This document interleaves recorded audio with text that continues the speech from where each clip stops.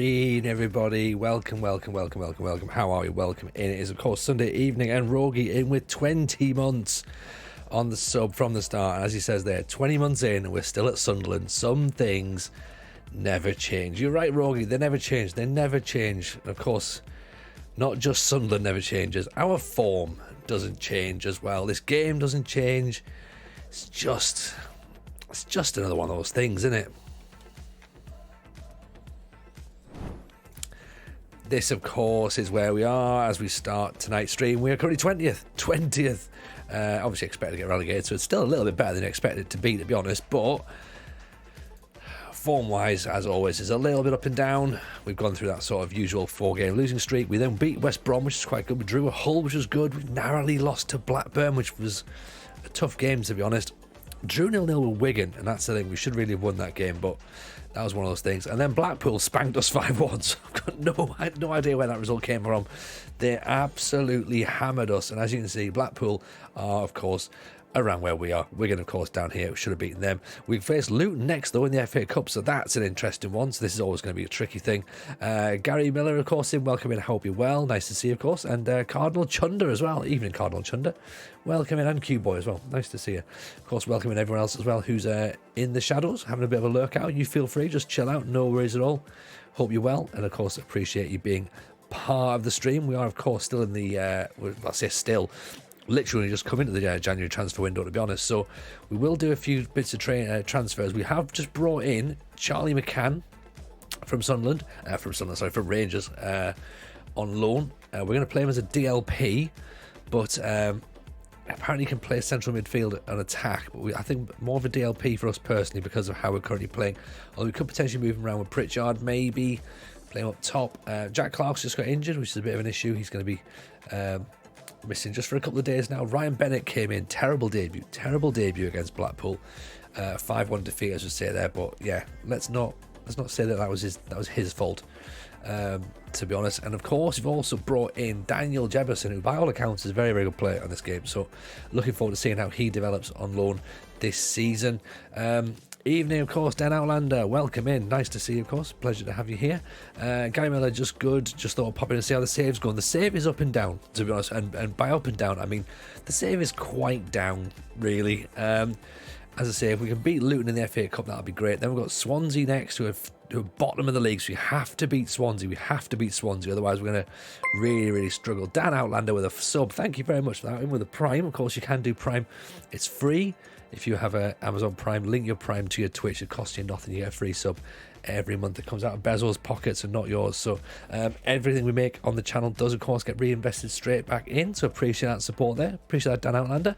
So Rotherham is their next 16th. Then it's Millwall 17th, Reading 10th, QPR 8th, Bristol City 12th, Coventry 13th. And then we're technically, as far as the Championship is concerned, on the home stretch. Once you get to March, you're pretty much home and dry. Hopefully we can get this save done before the start of FM23 itself, to be honest. We have to let Quaresma go, sadly. 39 years old, he wasn't really doing much, and there was an option to get some money for him, so we sold him for a few grand. But yeah, it's a shame. We had him in for a little bit, but then, you know, it was one of those when he's unfortunately gone. Player look up from Rogie, get Dobber in. Oh, Dobber. I mean, he's at Charlton, isn't he? He's at Charlton. Can we get him in? 200 grand. That's not a lot of money. Do we have the money? We don't have the money, but would we be maybe... Tell you what, could we have a look at a future fee? If we say we'll sign you for 100 grand next year, would you be interested? That'll be it, right? Quaresma, no. I know XG Joe, but he just didn't fit the system. That's the problem. He didn't. You know what I mean? Like, he was a square peg in a round hole. 6.6. To be honest, he did okay, but the thing is, we need people now who can grind in. He was a bit of a luxury, I'm afraid, unfortunately, and as much as I wanted to keep him, I thought we have to try and cash in and get some money as well. The fans, of course, understandably unhappy when he made it clear he wanted to leave, but he had to go. It's just one of those things, I'm afraid. Better in my pocket than Jeff's. Thank you very much for that, Dan Outlander. Very, very appreciate it. Rogie, who else do you want me to have a look up? If it's not Dollar Dobson, Q-Boy buzzing for the 8th, itching to get started with Scarborough. Yes, it's going to be very exciting, isn't it? Just watching an interview with Neil Warnock on their YouTube channel about when they got them promoted. Got my fingers twitching. I know. This is the thing, innit? This is the thing. Friendly Ghost, can we get Mickey Van Sass? Oh, Mickey's a lad, right? Everyone except Mickey. There he is. He's unknown. We'll shortlist him, but anybody except anyone from the old names shirts of posh. Well, Sandy Smodix plays for Blackburn now, doesn't he? So Dobber is of course there. RJJ looks like he's going to go and leave to join someone decent.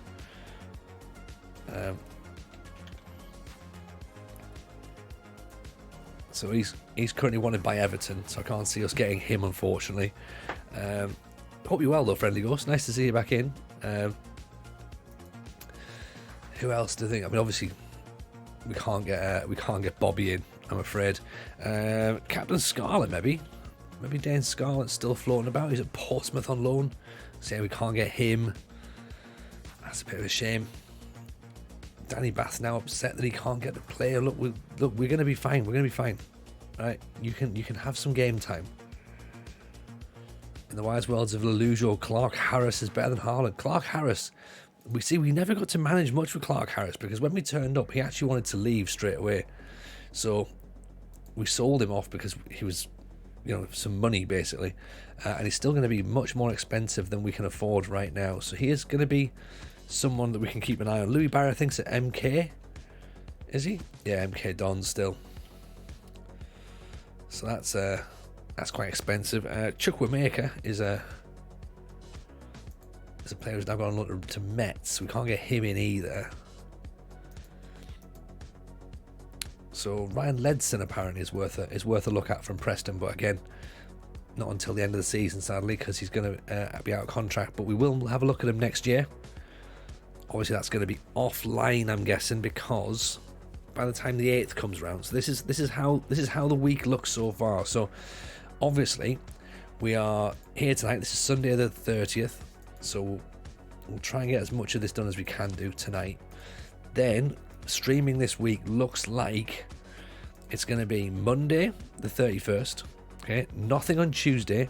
Wednesday the 2nd, nothing on Thursday, Friday the 4th. That's essentially my streaming schedule, is Mondays, Wednesdays and Fridays next week. Now, we probably will get Season 1 done. I'm guessing we'll get Season 1 done. But what's going to happen is, I guess the question is what happens when we get Season 1 done? Like, how much do we then say, right, now's the time to... Do we start Season 2? Because, of course, we'll continue this on YouTube for a couple of seasons or whatever. Doing the same with Villa offline as well, by the way. Yeah, no, pleasure, Gary. See you later, man. Nice to have you in. Appreciate you popping through. Do we obviously stick with this offline just for a couple of seasons just to sort of get some stuff done? Or do we sort of just shelf it straight away because it's not really going anywhere, to be honest. I'm happy either way. Really, I'm happy either way. But we'll obviously just have to wait and see what the situation is. Let's see if... So Dobson, they're still saying it needs to be this future fee needs to come up. I mean, let's say 300 grand optional future fee. We'll see. Ian and Johnny D, welcome. Pleasure to have you back again. Hope you're well. It's an awkward one because they aren't stupid price, but they're just out of Sunderland's price range. Yeah, absolutely. Tobias, unfortunately, isn't in because we've not got Scandinavia loaded up. So, unfortunately, the players at odds are. I haven't said that though. He's not even going to be at odd, is he? He's going to be out in Holland.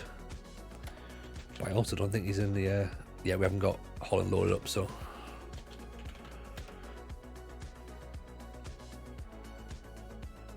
It's not going to be happening. Q-Boy reckons shelf it. Yeah. So this is what we're going to do then. So this is the question then. So if we then get, say we get the season finished Monday night, what do we do Wednesday and Friday next week? Do you know what I mean? Like, what do we do for a couple of streams? Because I suppose we kind of need to do something.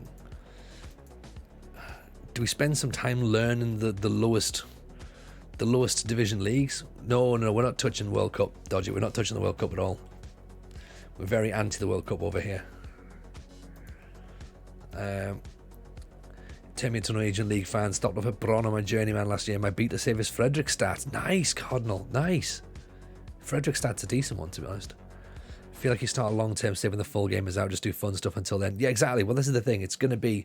That's exactly how it is, to be honest. So our long-term save, which I've been itching to get started. Well, that was awkward, wasn't it? we were there for a bit, and then we've dropped off and restarted again. So I'll give people time to jump back in, but it felt, yeah, it was. I think the OBS has crashed again. It's starting to be a little bit frustrating, to be honest. It knows what it's doing. It knows exactly why it's behaving like it is. Friendly Ghost in with the follow, of course. Main save, which I'm itching to do. All right, so basically, yeah, so it was an OBS issue, everyone, so appreciate you sticking by with it. Basically, the main save, as some of you will probably know, is the British Steel Challenge. Now, let's see if this works. Have I got that? There we go. Look, I've actually updated that as well. So that's going to be the thing. So it's the British Steel Challenge. Win every title and trophy in England, Scotland, Wales, and Northern Ireland. Now, it's going to be brutal. It's going to be super hard. It's going to be the most frustrating thing that I've ever tried to do. And given how I play the game, it's going to be fucking impossible, quite frankly. So, but at the same time, I'm properly itching again. Like, I just want to get started. I just want to get started and see how it goes. But here's the problem, right? Here's the problem, is that right now, the thumbnail that I've got right now, the thumbnail I've got in my head, it just doesn't look very good. Doesn't look very good. I need it to be better. So I'm trying to work out what encapsulates the British Steel Challenge. Like, what does the British Steel Challenge look like? If you was to close your eyes right now and try and imagine that as a thumbnail, apart from, of course, the YouTube thumbnails of which, of course, is obviously what everyone does. Without that, what would you be thinking? What would you be thinking is what we need to be doing? So I'm just really unsure. I'm just really unsure. Superman changed for copyright Man of Steel. Superman logo with a T. Yes. That's not a bad shout. That's not a bad shout. I didn't know if I needed like some sort of like industrial British steel logo in the background, like sort of like a picture of like steelworks. But then I was just like, is that a bit too on the money? Like, you know, obviously we'll have like the club badge of whoever we manage on there as well. But we of course want to try and sort of like get out just yearly season updates on YouTube, so nothing too major. Oh man, Diallo's missed. Absolute sitter there. What do I use to make thumbnails? So I'm mixed between Canva and Photoshop. I can use either, to be honest, but I've been using Canva just due for ease. But if it's a big proper save, then maybe Photoshop should be what we're going to be using. Jefferson puts it wide, sadly. 2 chances gone begging already.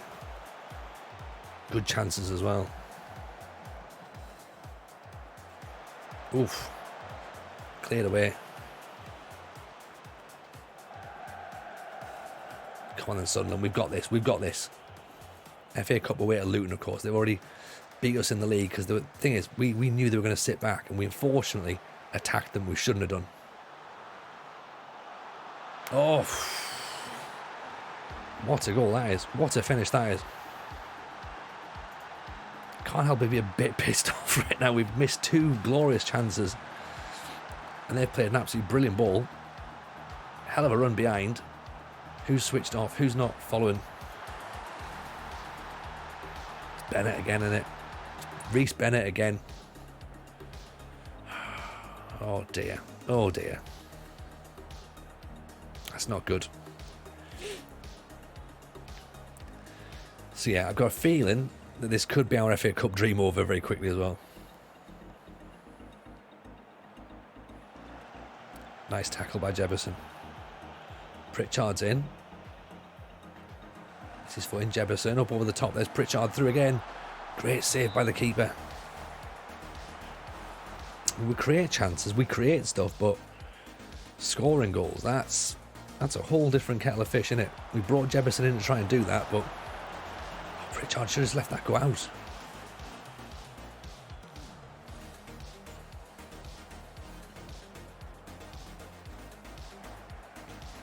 Then we'll try and get our shape back. Try Hughes, head it straight to Clark. Freeman. I can't believe it. I can't believe that we've done this again. I can't believe we've done this again. Unbelievable.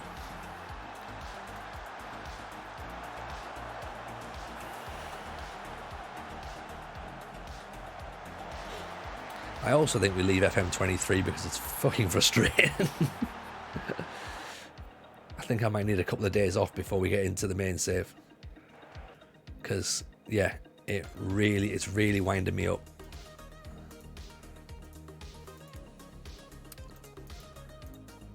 I just don't understand it. I just don't understand this game at all this year. It's meant to be difficult. I get that. You wonder if they'll dial back the difficulty. I'm not sure. I think we're stuck with this. I think this is how it's going to be. From chatting to Nick on the Football Manager show the other day, this is how they want it to play. This is how they want it to play. Evening Apocalypse, how are you, buddy? So this is what they expect. And yeah, I just think that we're not. Yeah, just the only thing I think I understand at the minute is the board confidence or the fans' confidence is off. Apparently that is a known thing. So obviously we've joked about like, oh yeah, you know, shouldn't really be sacked, but apparently it is slightly off. So that is a thing. But everything else, I think that's just our fault, to be honest. Try and Catenaccio, says Friendly Ghost. Yes. The thing is, it plays like PvP. Like you've almost got to sort of like, you've almost got to try and like sort of second guess when the change in momentum happens. And look at that. I mean, look, we conceded there where we were on top of the football. Now it's all Luton. Like the thing as well is it's probably more difficult because of the fact that we're not invested in this save either. So this is just looking frustrating more than anything. When we've got our full save on, then it's going to be even more annoying. You know. And I guess that's a consideration as well. And we've even gone to like 4-2-3-1s here, and it's still frustrating. Right, up over the top. There's Jefferson away. Off the post. Thing is, we've had 4 glorious chances. It says there we've only had 1 shot on target.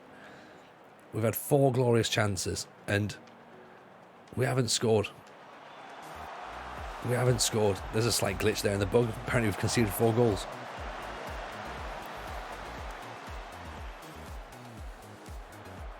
Just, yeah, not entirely sure what we're meant to do at this point. And it doesn't make for a great streaming experience. It certainly doesn't make for a great playing experience as well at this point. But so yeah, with British Steel, of course, the thing is everything's going to be harder because we're playing with amateur players as well. So yeah, I don't know. I think maybe for our own sanity, maybe we do just take like a couple of days off and just be like, right, you know what? If we get the season done, that's good. Get it done and then just like chill out for a couple of days. Just step away from the game. Don't really need it. Do the TJFM streamies. Turn it into an award show. I quite like the idea of that. Yeah. I'm literally looking at all these players, just being like, I hate every single one of you at this point. Just find some random categories and pick your best players in the last 2 years of streaming. Yeah, we could do that. We could do that. Just think we need to try someone on Twitter trying to claim that the Georgian fella's the best Georgian footballer ever. Forgot about King Clancy. Yeah. That's the thing. People have got short-term memories, haven't they? Or people just don't know. Boweries are mandatory. Yes. Yes. I find lower leagues easier. 4-4-2 basic roles. Yeah. I do like that. See, that's what I'm all about. I find it harder. I'm starting to mess with combinations. Well, this is the thing. We've sort of like tried to adjust the formation based on how Sunderland play in real life, and this is from our Sunderland fans in the chat. So we've tried our best to accommodate how the team play, but I think it's also backfiring against us. We just seem to be struggling a bit, you know. And of course, the thing as well is that what we need points in the league. So in a way, losing in the FA Cup isn't the worst thing in the world, but it's morale in it. It's morale against these teams that are down below us, down next to us. Bow ties. See McCann's attributes. Yes, you can. After we've had a look at this, after we finish this game, you can do. Yeah. I'm gonna try and move him up. Actually, I don't think he's gonna. Let's move him there play him as a CM on attack then. Okay, if he doesn't want to do.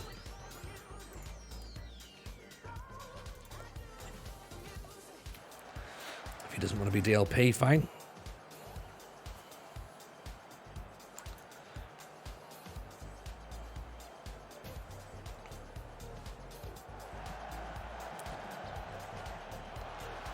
Yeah. But there you go. We'll get there. We'll get there. Potentially. We don't know where we're going to get, but we'll get somewhere. Even here, like, look at this, like, you know, counter-attacks on. Nobody's anywhere near him. No one's anywhere near. Ridiculous goal to concede. Absolutely stupid.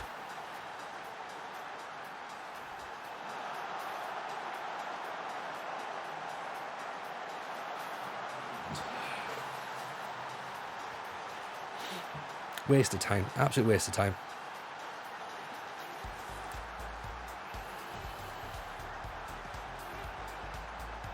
Do you know what I mean? Like, why do we bother? Why do we bother?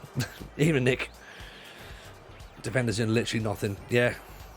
Complete fucking waste of time. But remember, this is only the beta though. So this, again, we can't judge the game on this.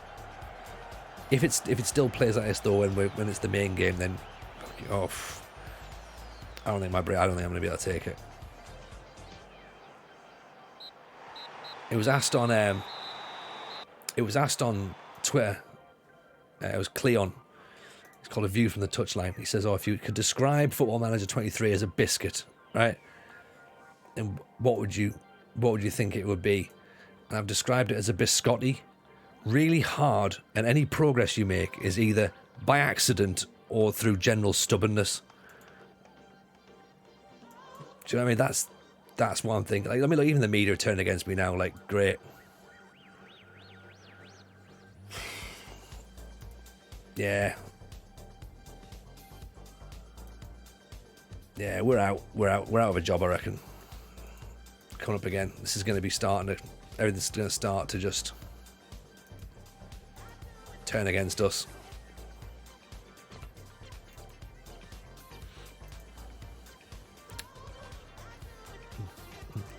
I mean, look. Don't get me wrong. Like, I'm certainly not ribbing on it at all. Like, you know, it's. Let's be honest. We're going to put a whole bunch of hours into it. It's not a problem. Do you think they'll update the beta before the full game comes out? No. I think they'll just bring the full game out. It seems silly updating for the sake of a week. I can't imagine that they'll do anything at all between then and now. Everything will just be putting the finishing touches on the final game. And you know what? The thing is, I'll be in a madman. I appreciate the follow. That's very kind. The thing is, like, I like the fact it's difficult. I do, but I just find it so frustrating just how difficult it is. And it's because I'm like not 100% sure what I'm meant to do to change it, to make it better. Here's Charlie McCann, by the way, Lulu Buster. Evening, Albanian Madman. How's the save going? The save is very frustrating. Very frustrating indeed. We're expected to get relegated, and we are living up to that. To be honest, we're living up to that. So, this is what I'm thinking here for a playmaker. Decent passing, decent vision, decent off the balls, decently determined. He's not got much strength, though. That's the problem. His work rate's fine. His tackling's not particularly brilliant. So, yeah. I think I signed a lot. Never concede again after that. I mean, we've got 50 grand. We've got 50 grand in transfer budget. Apocalypse. We ain't getting anybody. This is why we're loaning players in from Rangers and signing players like Quaresma on a free transfer is 39 and then having to sell them. You know, we could put you know, the best players in the world in this team right now, and we would struggle. We would absolutely struggle. Yeah, it's just that's how the team's set up, unfortunately, at the minute. And that's just, unfortunately, that's just the way we're going to be playing right now.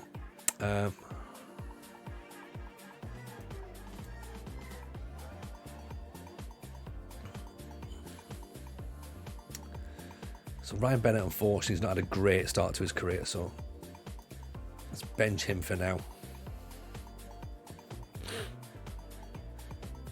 But as I say, I can't be frustrated. I can't be frustrated that they've made a good game. Is there a hidden code to keep Sunderland cursed? It seems that way, doesn't it? It seems that way. It absolutely seems that way. Like, absolutely seems that way.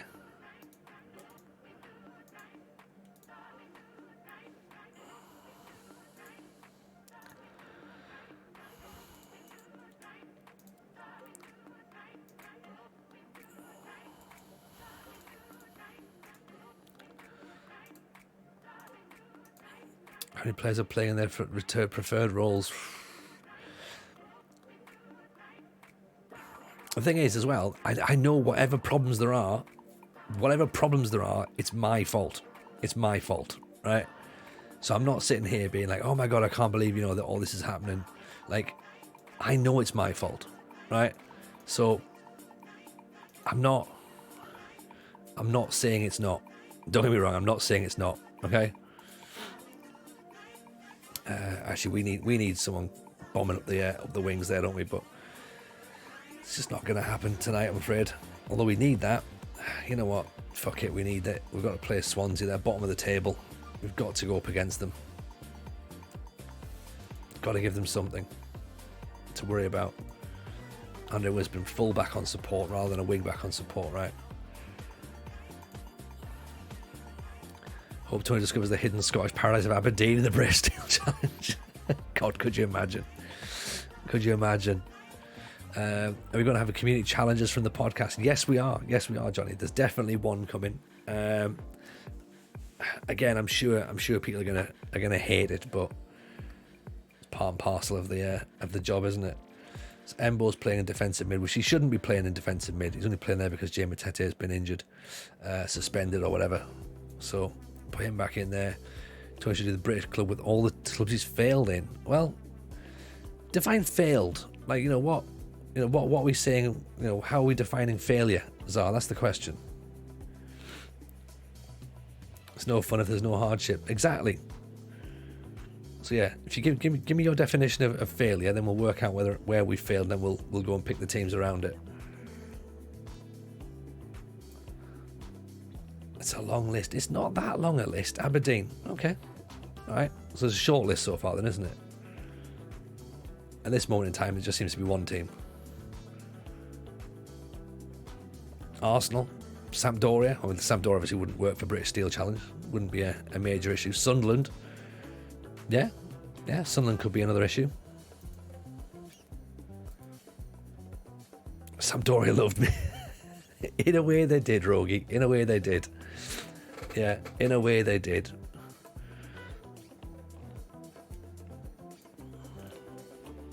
Arsenal. Okay. Yeah, so the thing with the British Steel Challenge, we also have to win in the lower leagues as well. So, and the lower league clubs, everyone seemed to like me, so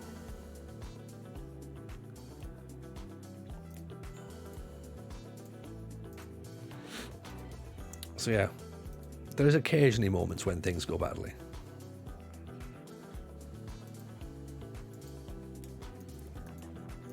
You know what?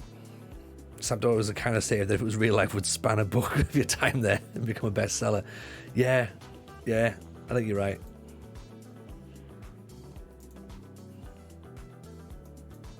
Sampdoria was definitely like a great time on it. In a really, really frustratingly shit way.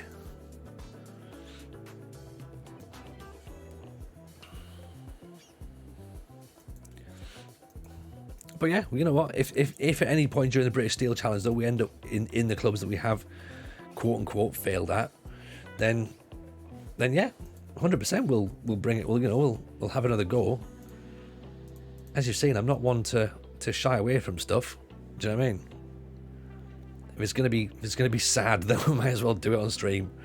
How many seasons are you planning for the Steel Challenge? Well, there's 32 trophies, so we're gonna basically have to go until FM24 comes out, because I can't see me getting it. I can't see me getting all 32. Do you know what I mean? To be fair, I would have read a Peterborough book of saves. Yes, that was. Yeah, Peterborough was great, wasn't it? We loved Peterborough.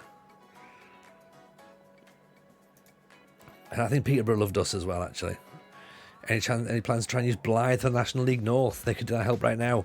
To be fair, I am John. We have to start unemployed, so there's no plan really, to be honest, with that, with the British Steel Challenge save. What we have seen, and this is only because I've just done a little bit of a sort of open the database and see what happens straight out the box. There is two clubs that have managers available straight away. They're both in Wales, so that seems to be where the challenge might start. One is in Cymru, in the Cymru Premier, and one is in Cymru North. So that's tough. That's really tough. What's the lowest leagues in each country? So National League North and South in England, Scottish League 2, Welsh Cymru North and Cymru South, Ireland Premier Intermediate Division. So that's a bit low down, really. Starting with no badges and no experience. Exactly. So yeah, it's going to be tough. What tier are the Welsh and Irish ones? Let's have a quick look. How do I do it? I need to go into the league, don't I? Where's the... There used to be a thing where you could find the league. Oh, there you go. Right. Okay, so competition reputation then. So yeah, Nick, we're just talking about that right now. We're doing the British Steel. Well, we're going to have a go at the British Steel Challenge. As I say, Rogi's already laughing that we'll get it done before the FM24. We won't get it finished. I don't think we'll finish it. I genuinely don't. I think it's going to be horrific, quite frankly. So National League is 96. What's below that? Vanarama National League North and South is ranked 156th in Europe. So let's look further down, because you've already gone past the West of Scotland First Division. Okay, we're not doing Republic of Ireland. There's Cymru North and South, so they're 178th. That's at the minute that's the lowest one right now. English Regional First Division is the West of Scotland Fourth Division. Where's Northern Ireland? I think the Welsh division is the Northern Irish level 4. So yeah, the Welsh divisions are the lowest ones. So they're currently ranked 178th. They are half a star. Okay, so that's going to be tough. So I'm thinking of joining with the challenge and play along, but I think it's too hard. Well, if you think it's too hard, then I can't. Well, yeah, you need to give it a go. Give it a go. What's the worst that can happen? What's the worst that can happen? You get sacked after a few weeks. It's not a problem, is it? Even that Irish guy, welcome in. You know, you get sacked, you pick another club, and just, you know, repeat, innit? That's what you need to try and do. Hope you don't manage carve ice. Had my heart broken by a lass who lived down the next road. I want to try, but I wouldn't have the time. Again, all I'm hearing is excuses here, innit? Like...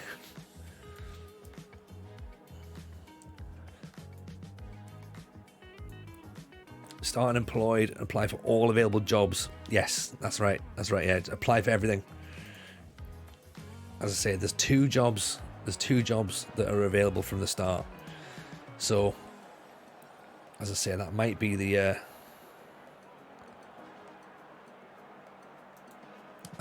only jobs that we get straight away. So I imagine we'll get a job in Wales. As I say, whether it's in the Welsh Premier, whether it's in the Welsh North or South, who knows? 60-hour work weeks, 2 young daughters, no time for the next decade. Join the club, Johnny. That's exactly what I'm doing. And a podcast.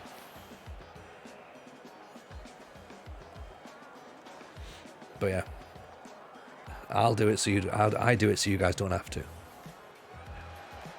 All in the name of entertainment. As I say, if we don't do it, we don't do it. But I think someone said in the chat the other day, actually, they were like, this could be our thing. Like, I think Second Yellow Card obviously has the Builder Nation as his thing. Ben's got the Glory Hunter. This could be our thing, the British Steel Sadness Challenge. I'll start unemployed but go on holiday until October.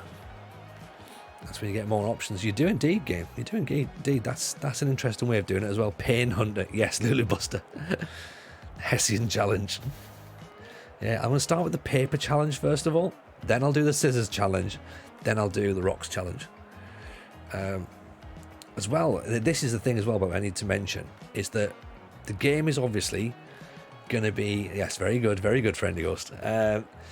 Game obviously comes out on Tuesday. Now, FMT Live is on the Monday. So we're going to go down for that. Get in. Jack Clark with a goal. So we're going to go down for that, obviously. We're going to drive back up Tuesday morning because I've got the day off work as well. So, apologies to evening crowd. British Steel Challenge is going to start on Tuesday afternoon. Because of how much we've got to do, Tuesday afternoon we're going to start streaming the challenge. So we'll double up on the Tuesday. So we're going to stream in the afternoon, at least to get the club sorted, get our first few fixtures done. Then in the evening we'll be back on again. So we'll do 2 streams that night to sort of say like, oh look, you know, here we are, we're up and running now. Let's see what happens. So of course, if you can make the just being told now by Mrs. J, you've got to pick the eldest one up at 3, so maybe do 12 till 3. Okay, yeah, 12 till 3 then. That's what we're going to stream. So we'll lock that one in. So I'm having a quick breakfast in the hotel. Then I'm getting in the car, driving straight up here. I'm going to have a shower when I get here, and then straight on to streaming. Okay, so that's the plan, right? Join us at 12 o'clock. Leave at 3. Pick the eldest child up from school. Then we'll do tea time and bedtime, and then we'll be back in between 8 and 9 o'clock. Does that sound good? That sounds fine, doesn't it? Katora, welcome in. Appreciate the first time in the stream channel here. Nice to see you. That sounds good. Yes, Nick, thank you. So as I say, so Tuesday afternoon, then basically is going to be going through all the admin-y stuff. Where have I got FM23 from? From this link right here, Katoro. Get it from the link that we actually have ourselves. So it's an affiliate link. It is a Sega official retailer, so it's not a dodgy link at all. Get it for £32.05 UK price. I don't know what of course your local exchange rates are like if you're from outside the UK, but you do get beta access as well. So, and because it's my affiliate link, I get a little kickback as well. I do have to say that as well. So I do make a bit of money from it. Oof. Bailey Wright has made another mistake there. Let's put Luke09 on. Hashtag ad. Yeah, this is an ad, Rogue. Yeah, this is not hashtag, not an ad. This is definitely hashtag an ad.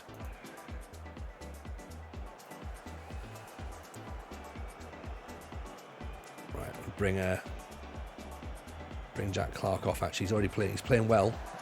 He scored the goal so far, but Lyndon Gooch has kind of got himself a bit pissed off, to be honest. And is she or PA? We need a PA, don't we? As long as they know tactics. We've got one. RDF tactics. There you go. We can shout out to. Is it? I thought someone had put in a little command there for that, but it doesn't work.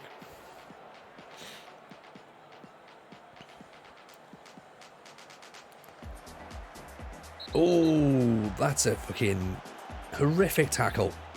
Cundle's got to go for that. Straight red, ref. 100%.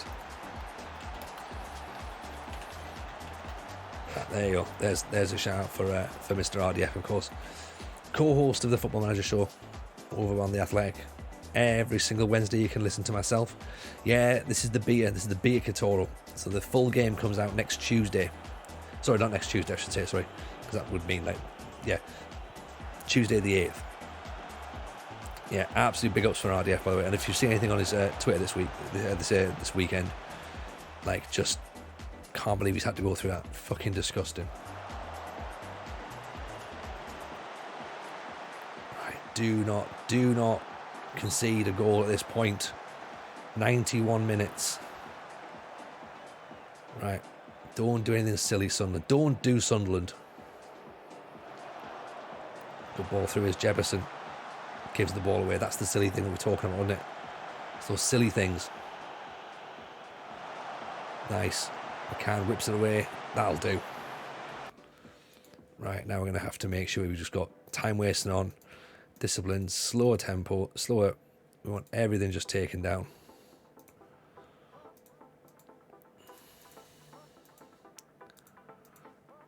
Right. There we go.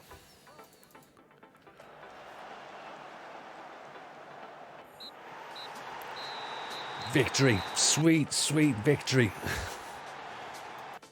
Yeah, absolutely horrific stuff. They're just disgusting. Absolutely disgusting what he had to go through. And nobody should have to go through that at all. And I'm not just saying that because he's a mate. Genuinely, nobody should have to go through that at all. Horrible. Absolutely horrible. Vile prick that decided to start posting in his chat.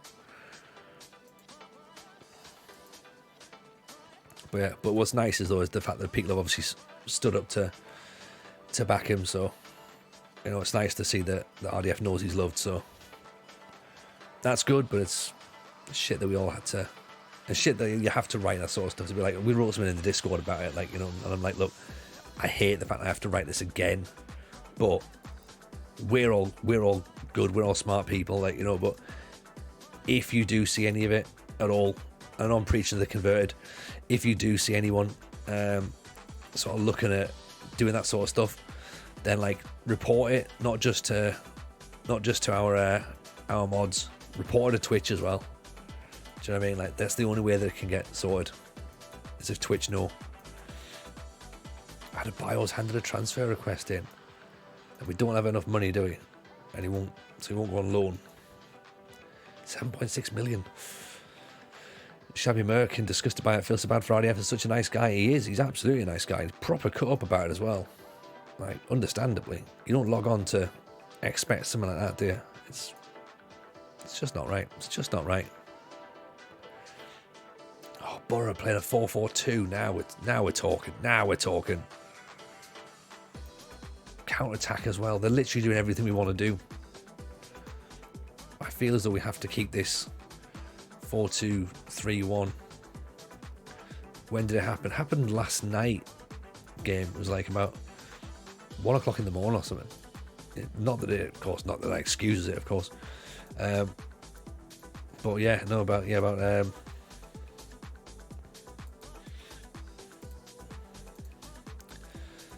o'clock in the morning he got it. And the thing is, it's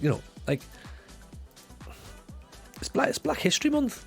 The dude's been on the front page of Twitch 3 times this month, to promote Black History Month and to like sort of show, you know, what people of colour have been able to achieve and what we celebrate, and then that happens, and you're like, are you fucking kidding me? Like, are you for real? There's no way this should be happening. And yeah, unfortunately, there's just nothing there that then Twitch haven't done anything. Which is like, just don't get it. Shows what lip service Twitch pay to. Yeah, 100%. Really, really disappointing. Really disappointing. Really disappointing.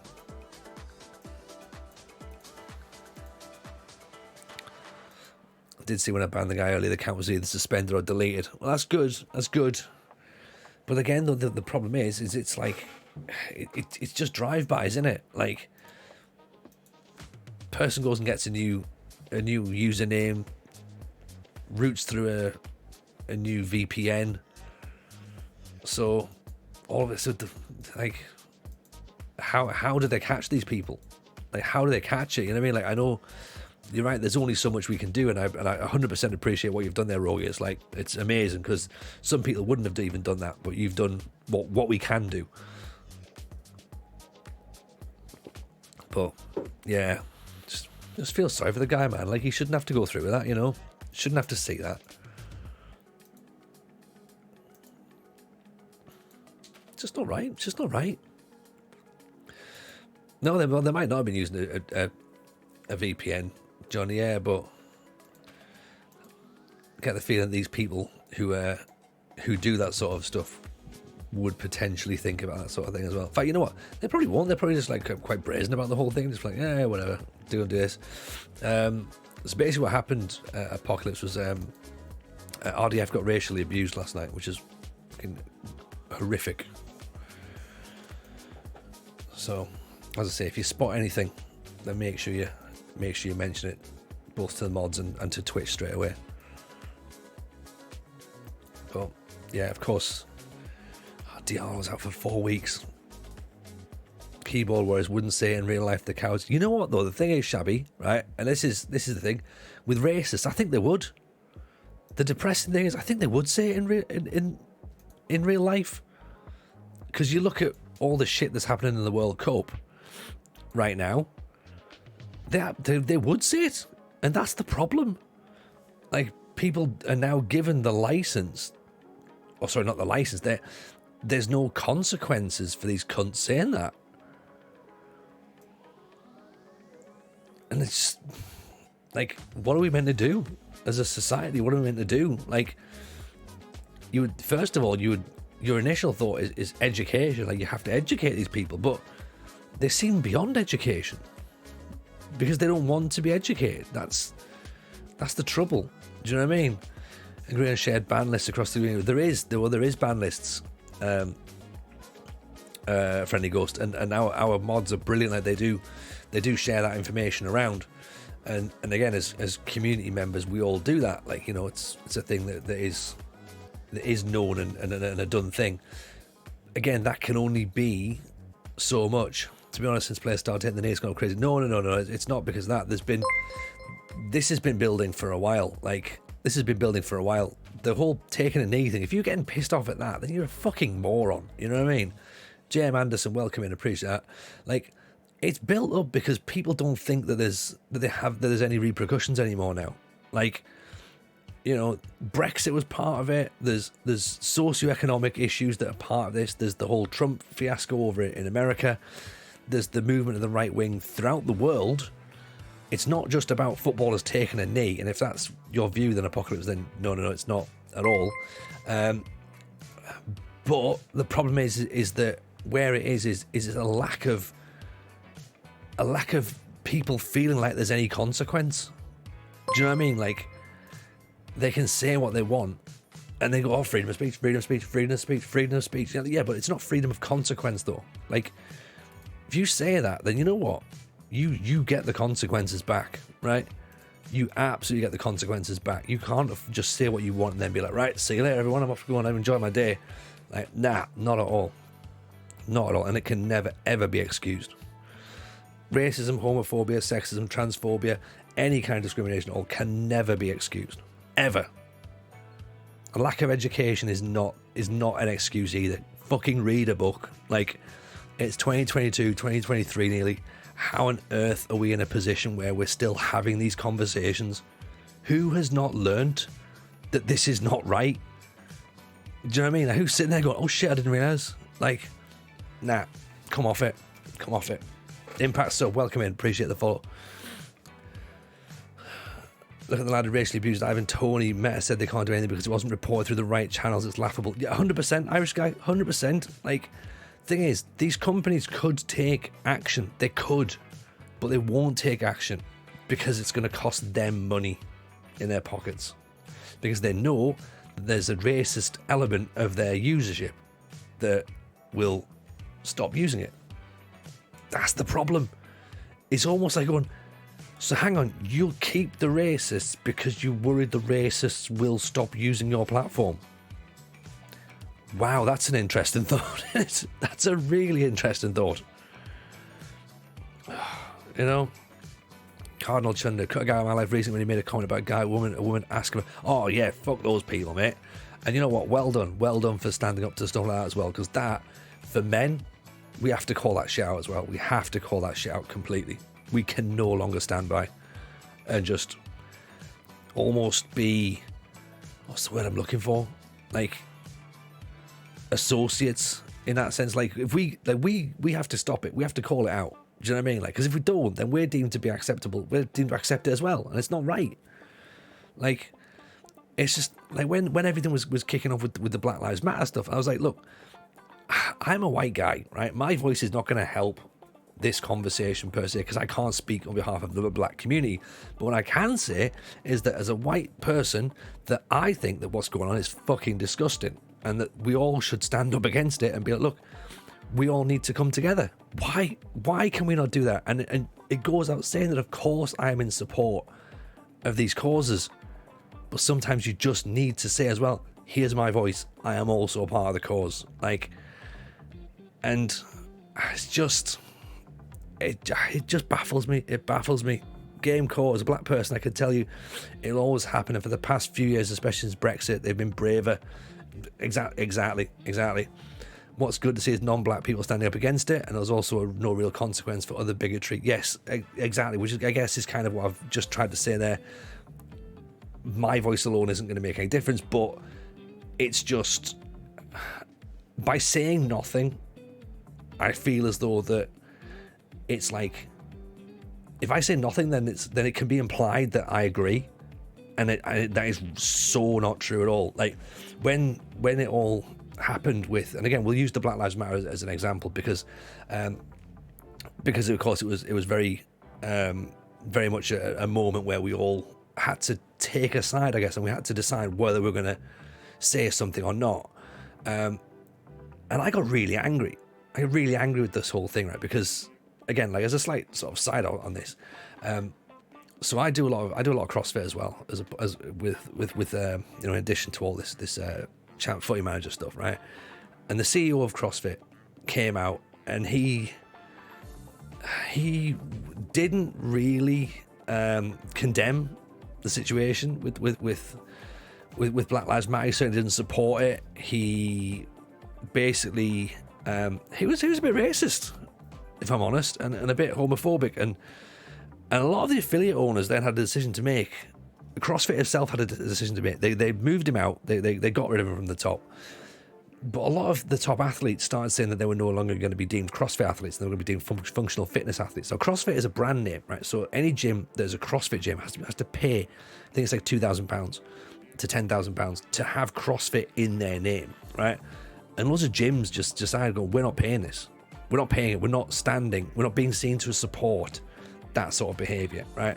Now, I'm the same, right? I'm sitting there going, I'm calling this out, right? And because on the face of it, you go, all right, you know, Tony's just a white guy. What difference is he going to make? Like, I could have just said nothing, kept my head down. It doesn't really affect me, which is not true at all, because I've got family who are mixed race. So if I didn't say anything, they would then think that, does Tony agree? with all this stuff? Like, I know he probably doesn't, but he's not said anything. Like, and I could not consider that at all. There's no way I could sit and have them think that, even for a tiny percentage, think that I wouldn't back them and stand with them. So of course, the second that comes, I'm straight on it. I'm fucking right. Here's my views. I stand with them. Of course I do, because I'm not a fucking moron. That's why.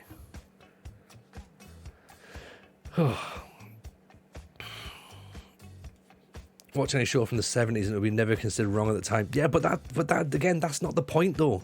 Times change. This is why things are now deemed inappropriate. Times change. Like, you can't just say, oh yeah, because it wasn't racist back in the day, it's fine now. Like, I understand your point as potentially tongue-in-cheek, Apocalypse, but you certainly can't. You can't use that as a defence. Nobody should ever be thinking that. Like, oh yeah, but we used to be able to say that. Yeah, there's a reason it's used to. There's a reason that we call it used to say that, because you can't anymore, because people have went, that's not right. You can't say that. You can't behave that way. It's just, as a populace of people, most of us need to do better. We used to have slaves in the US. We used to have slaves in the UK as well, Johnny. We used to own countries. This is part of the problem. Britain is still living in its small-minded, small man syndrome of when they used to own half the globe. They haven't got over the fact they don't do that. And who are the people who are upset about that? The white people. Do you know what I mean? They're the ones who get upset about it. Oh, the white people now don't have as much power as they used to have. Good. Look at the state of what white people have done to the world. Maybe take some of the power off them. They're not doing a good job with it. Let someone else have a go.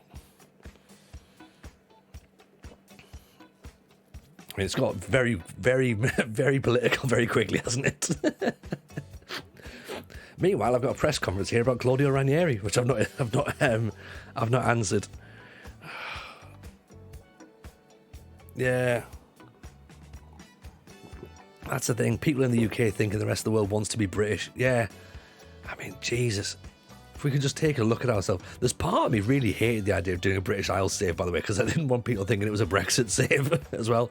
I was like genuinely thinking like, oh God, this is going to be taken the wrong way potentially. But I have to make it very, very clear, it's not a pro-UK save at all. Some things need to be said, Gaffer. Fuck the FM presser. Yeah, exactly. Should we storm out? Soz lads, I got carried away. No, I think this is right. Let's get up there, shall we? It's unusual. Claudio Ranieri is a racist. Should just shout that out, yeah. It's unusual to see a manager speak so negatively. No. Let's get it in there. Sorry, I will just get this bit done, then we can go back to ranting. There we go. Maybe try and swing the media back in our way, you know what I mean? Like, yeah, we called Claudio Ranieri racist. Press have written it all down. I can't believe it. I was like, oh, it's not in context. Can people stop making statements on behalf of myself as a UK citizen? Yeah. Sorry, by the way, Lulu Buster, I was aimed at me, but yeah, okay. Press wondering why a question about another manager spouted a long debate about Black Lives Matter. Yeah, I mean, you say saving relegation. I wouldn't say saving. We're currently in a relegation battle. Legend of the hidden. We need a better quality of leaders in this world. Too much creeping towards authoritarian government and default servitude attitude to business, funding politicians, stealing our rights. That is beautifully put. Beautifully put. Well done. Interest evening. I've dropped in an interesting debate. Apparently, yeah. I think you've joined at a good time, to be honest. Yeah, but this is the thing, though. You know, Apocalypse is saying there that things are better, and in some parts of the world, there's still segregation. Imagine that now. Yeah, imagine that now. Hang on, this is what we're talking about. Like, granted, there's not segregation per se, but these people would want that. This is why these views still exist, sadly. And yeah, again, you can't just be like, oh yeah, you know, just because some other countries are full of cunts. You know, you can't just... It doesn't excuse your own behaviour. What did you do on stream today, Tony? Well, we put the world strides with how shit racism is and endorsed anti-capitalist measures. Best stream on Twitch. Hey, look, this is the thing. You don't get this on all streams, do you? There'll be some streamers who'll be sitting, they won't say anything. They'll be sitting going, oh, what's your favourite packet of crisps?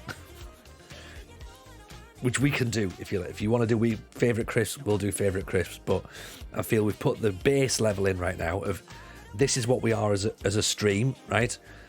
We don't agree with racists. We don't agree with transphobes. We don't agree with sexists. We don't agree with homophobes.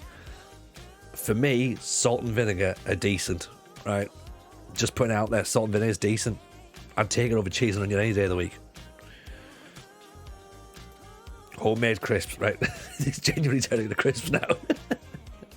What a way to just like undo everything we've just done right there. Yeah, I think Tony made some really, really good points, but what, salt and vinegar crisps? Are you kidding me? Come on, Jameson.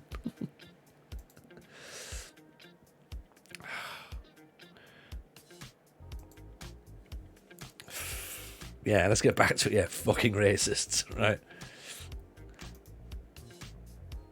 Yeah, and if there's any racists in the chat, by the way, if there's any racists who are watching this stream right now thinking, ooh, it's not really for me. Yeah, you're right. This stream is not for you.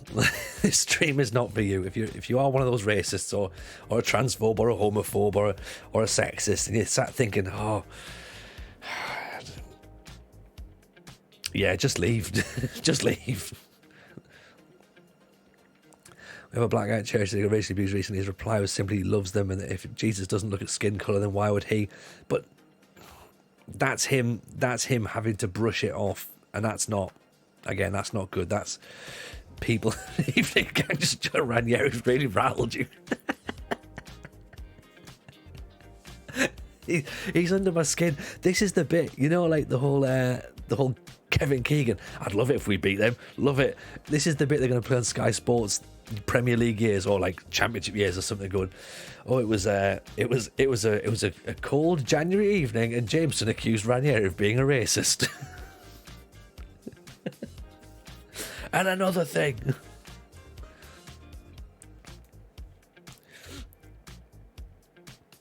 Oh, it was a January evening, but it wasn't. But that wasn't the only frosty thing. And this press conference turned sour.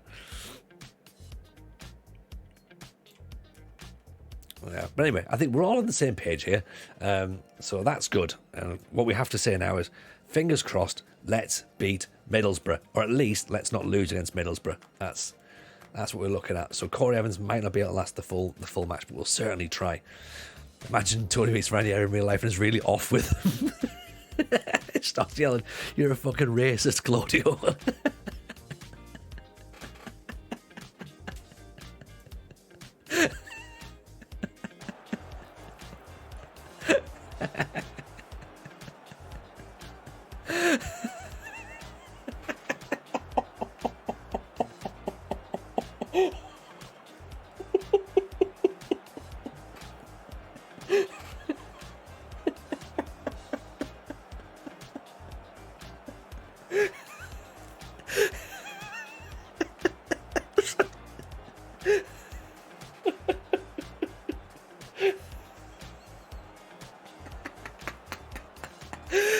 Oh, Jesus.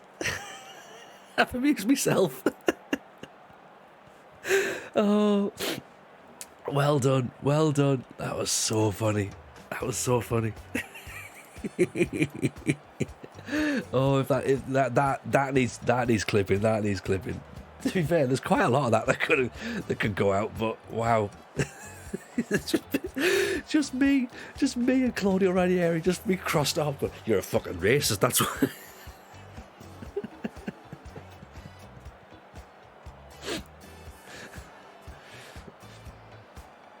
Oh God. Hey, you're a racist now, Claudio. Do you want to go for a bite to eat? Claudio goes, do you want to go for a bite to eat? Oh yeah, you'd love that, wouldn't you? You'd love that, yeah, bite to eat, yeah, Claudio, yeah, what are you insinuating? Oh, we did accuse Philip Billing of needing his hard drive checked, you're right. Oh. Who did he sing is a cannibal now? I mean, look. I'm just saying, right? This one has gone slightly off the rails. I don't think we even had rails at the start of this. This is like,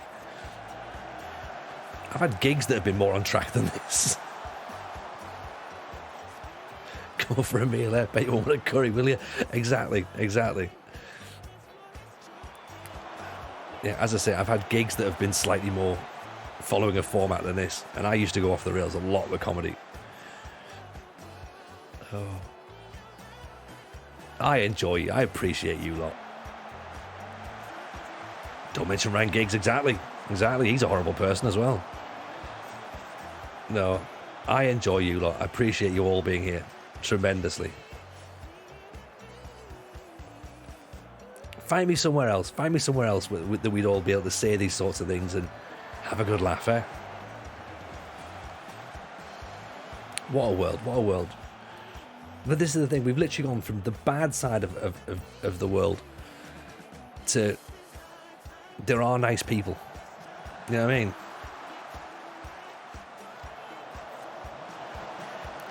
Pritchard Bailey, right, sticks it in. Jefferson doesn't get there. McCann does, though. Jumps up, apparently. The Athletic Podcast, we've got an exclusive deal with Apple. No, you can get it anywhere, game. You get it anywhere. So you can get it on Spotify. You can get it on other places. We've got like a pod follow account, so you can get it wherever you get your podcasts from. We are starting to put bits and pieces up on YouTube as well, to be honest. Thomas Heaney with the follow. Thank you for that, Thomas.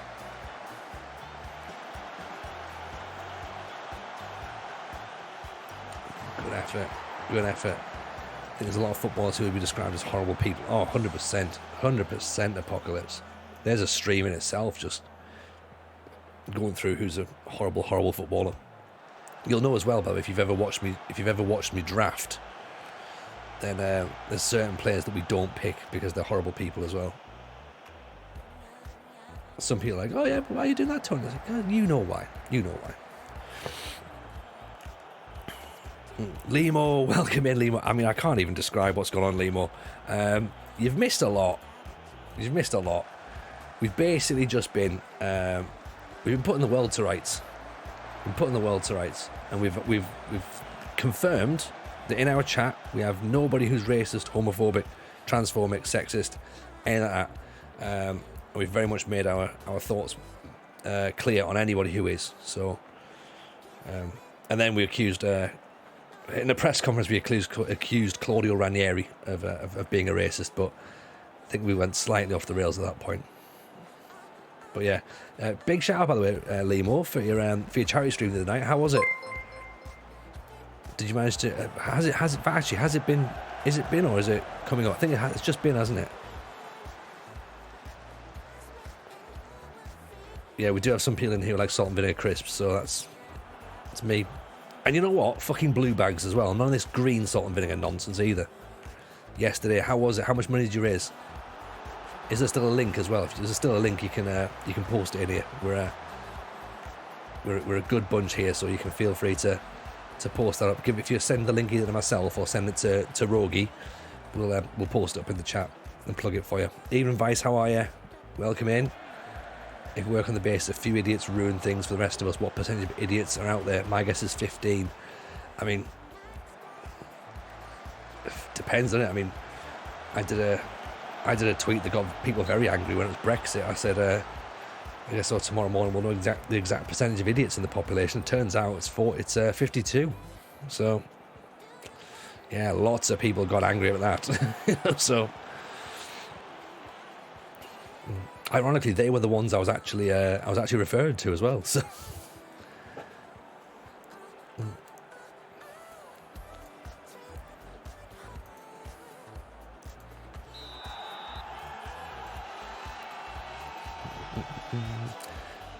John Lee Griffin, found your link from YouTube. Hey, here we go. Really enjoying this year's FM. I took the vacant Villa job and a fifth in the Premier League. Coutinho was crap, by the way. I mean, hey. How the hell are you fourth? That's the question. Dizzy Rass, welcome in. Appreciate the follow. Dizzy Rass, John Lee, fourth with Villa. Like, mate, you did the job for real, man. That's incredible. And yes, Coutinho is crap. He's very crap. he should never have been signed in the first place. He's the wrong player for the wrong club, to be honest. Send over Discord. Beautiful. I'll get that posted up right now. Yeah, look, hey, if you guys have done whatever you've done in the past, that's completely up to you. Vote how you want to vote. We're not getting into that again. We did a bit of that the other day. It's too divisive. You know, at the end of the day, if you voted for what you voted for, I hope you've got what you wanted out of it. Is all I'm going to say. Yeah. But anyway, there's Limo's link. Right, there's Limo's link for his GoFundMe. Feel free to go and donate to that. It's a wonderful cause. He did a fantastic job with an incredible stream. Does some great work as well, particularly with mental health. So go and support Limo there while we try and work out who we're going to bring on in place of Patrick Roberts. Ross Stewart seems the obvious replacement, given the fact he can play left. But we could move Jack Clark out there, bring Gooch on, do that possibly. That maybe allows us a little bit of a change up, doesn't it? Yeah. Johnny, you're sort of where we are, really, to be honest. I hope you know me well enough now. I don't kick me out by simply voting different. No. Apocalypse, as I say, you vote how you want. I just hope that you get what you voted for. In a way, you know, that's the end of the day. You know, we gotta sort of like, it is what it is, innit? You know, we all have to get along somehow. So.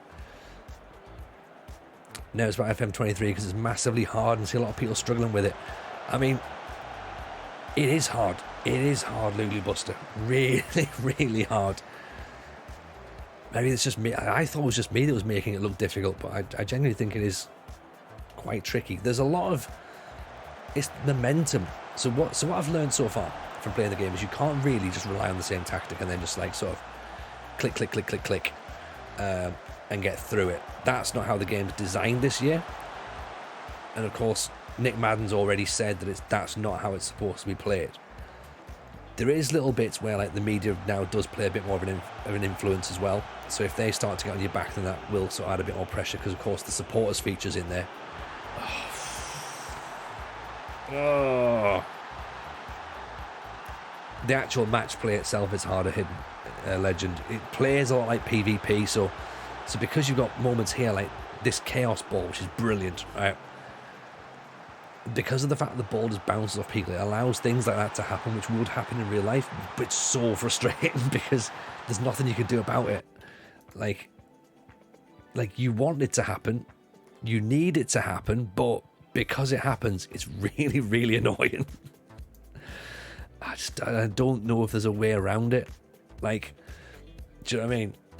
Dumb question, is it okay to have two right-footed centre-backs or should I have one of each? You can have two right-footed centre-backs, Anavar. Yeah. I think it's only recently, in the grand scheme, it's only recently where a second set left-footed centre-back has even really become a thing, to be honest. So, yeah, I would definitely do that. I would definitely play one on one side, one on the other side, and try that out. You know, so if I set the team in the tactics and holiday match to complete the season faster, there's no difference. I wonder, and obviously I see people doing these tactics testings and that, and these sort of rebuilds where all they do is they plug a tactic in, they buy a couple of wonder kids at the start, then they holiday for 5 seasons and call the video a rebuild. I'll be interested to see how those things go, because they're going to be, first of all, they're not accurate anyway, like in the fact of them being a rebuild, right? They're not really a rebuild if you're not doing anything with it. But I'd be really interested to see what happens in those environments, because there is so much that can go wrong and different in this game that you kind of need to see it to explain it. Evening, Trek. How are you, buddy? Welcome. Hope you're well. Pleasure to have you in here, man. You've come at a good time. We're just about to lose another game to Borough this time. Now, here's a question, Trek. How we're talking now, right? How are you finding this version? Because I'm going to say you're one of the good ones, right? You're pretty decent at this game, right? How are you finding it? We'll give you a shout, by the way. This is follow Trek's YouTube, by the way, because he works over on the Red brand, and he's very, very good. You'll love him. So go and show him some love. Right. That was fine. We actually did okay there, but the result wasn't brilliant.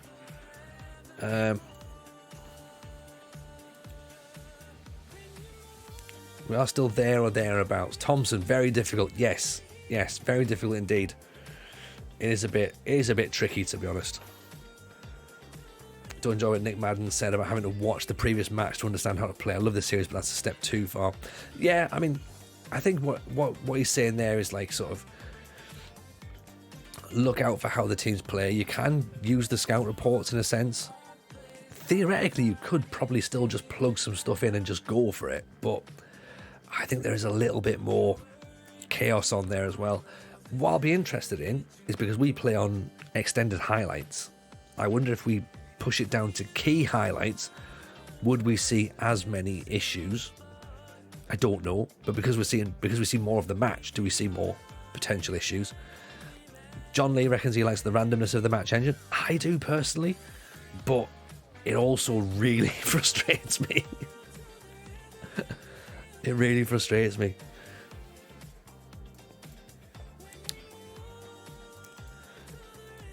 You know, and it's just one of these things, you know. Like, we'll get there, but it's going to take a long time, I think, a long time. Trek, glad my tactic videos don't rely on simulations. I've done some naughty tactics testing with some other person's tactic and got horrible results. Yeah, see, this is the thing. These videos where it's just like, oh, we tested this tactic and we just holidayed. Like, I don't think that works on this match engine. I don't think. But then again, it is still only a beta. There is time for stuff to change. And to be fair, had we not had that slight little hiccup with Gooch giving the ball away, I think we'd have got a draw there. That would have given us something. Let's play Burnett, actually. See how he'll get there. Managers will dial it back a touch. They might do. But I think they've spent a long time on the actual match engine, so I'm not sure they will dial it. There will be percentages they can tweak. Definitely the first one, Thompson. The first one. Is FM23 worth it? Right. Okay, this is the question I've got. Right now, I can't say to you that it's worth it because I don't know what your situation is, whether you can afford to buy the game or not. Like, but for me, what I'm going to say is, okay, is I put about 1,500 hours, I would say. Right, I would say 1,500 hours worth of game time into this game. Right, so for me, for 30 quid, right, 32 quid, £32.05, by the way, follow that link above. Right, I think I get value for money out of this game.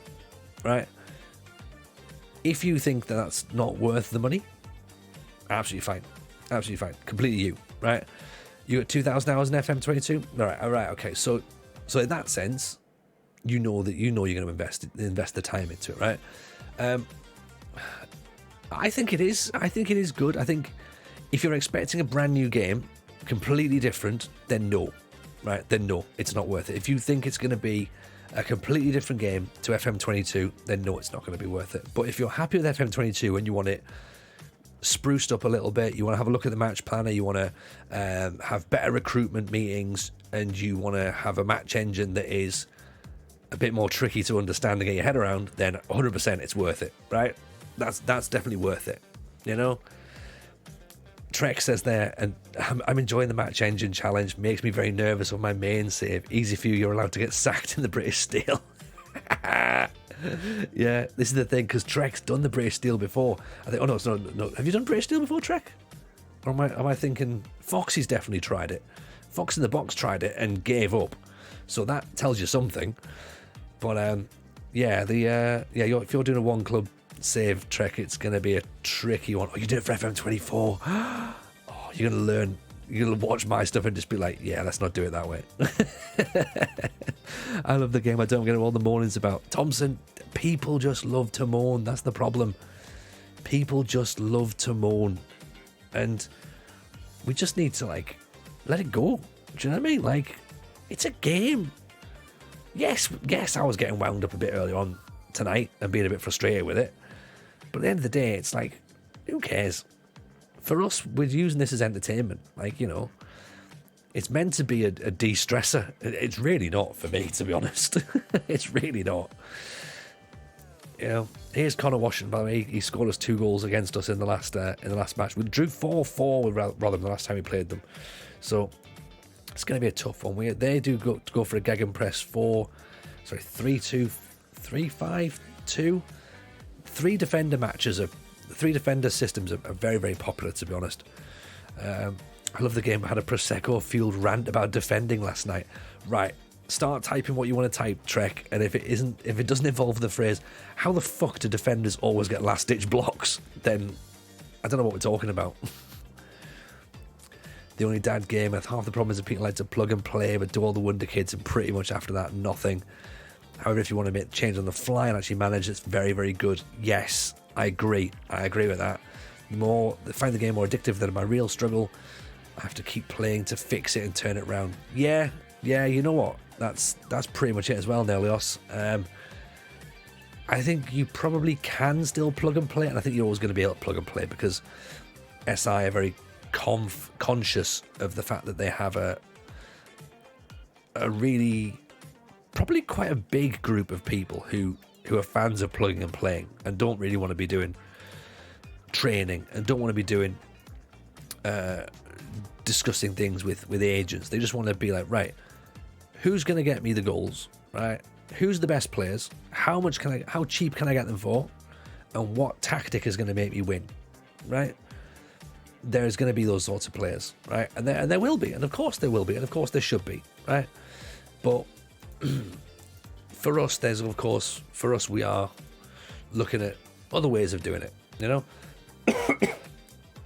we want to sort of be like, right, let's get a little bit under the hood here. How do we start moving this, And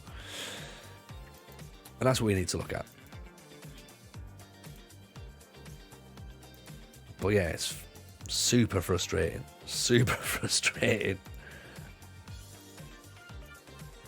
But you know what? It is what it is, isn't it? Failure's part of the fun. Cardinal gets it.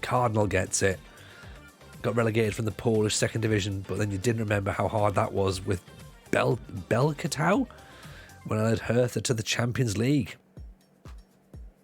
There we go. There we go. Right there. Less time I can spend with press and agents, players and fans, the better. Delegation is the key. Exactly. You delegate. If you're not fussed, just delegate all that sort of stuff out. Doesn't really matter at all. Niall Higgins is a bit unhappy. He wants to feature more in the first team. Okay, that's cool. Let's do it then. Let's get you in, right? If you want in, I mean, really, you're sort of coming to the point now where we're trying to come and join in at the right time.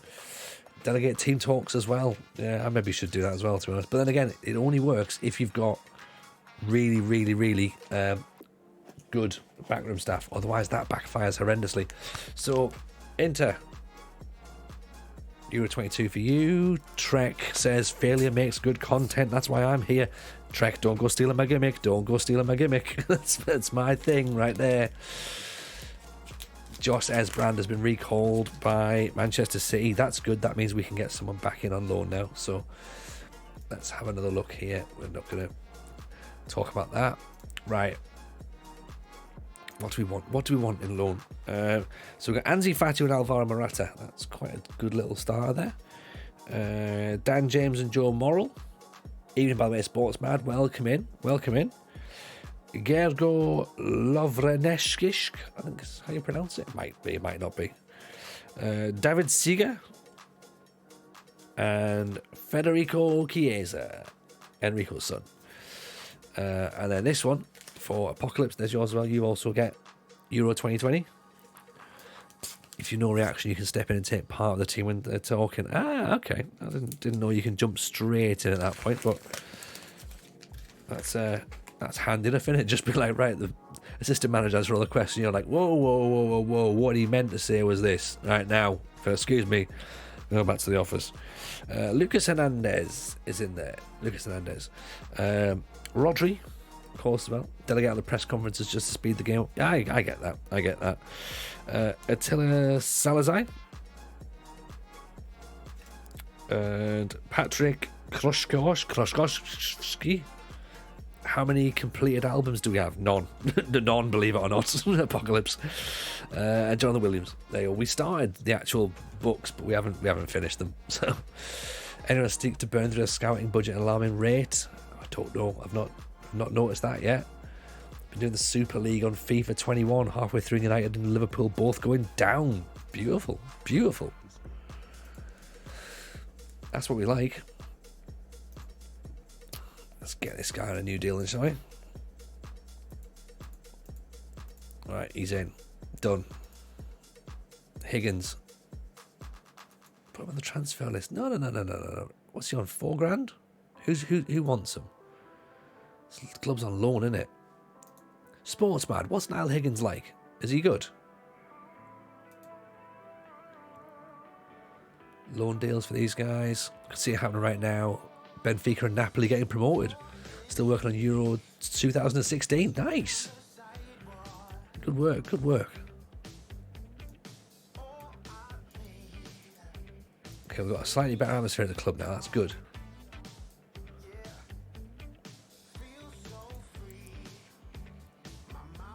Benfica and FM21 still have Nunes.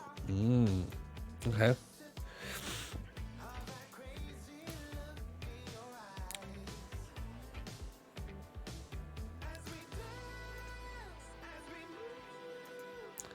Recruitment focus update. Let's have a look. See who they've found. So, Kamari Simon Swire, Seco Thomas, Shane Lavery. We're not going to get him on loan at all, are we? Harvey Blair. Can't get him either. Blondie and Cuckoo. And Kwe, sorry. Kilgore. Hector Ingram. He's been injured, but since he arrived once looked tipped to be a Welsh international. Phil Bardsley. There you go. Now we're talking. Would you say he's better than Tri Hume? He's sort of where we are at the minute, I think, is our current right back. Unless we try and get another right back in. Bailey Wright's been in the last game. Let's give Higgins a little go, shall we? Come on then, Higgins. Let's see if you can. Oh, sorry, Huggins, I should say, not Higgins. Had a major back injury. Mishu as well's quite unhappy. He obviously wants to play, so.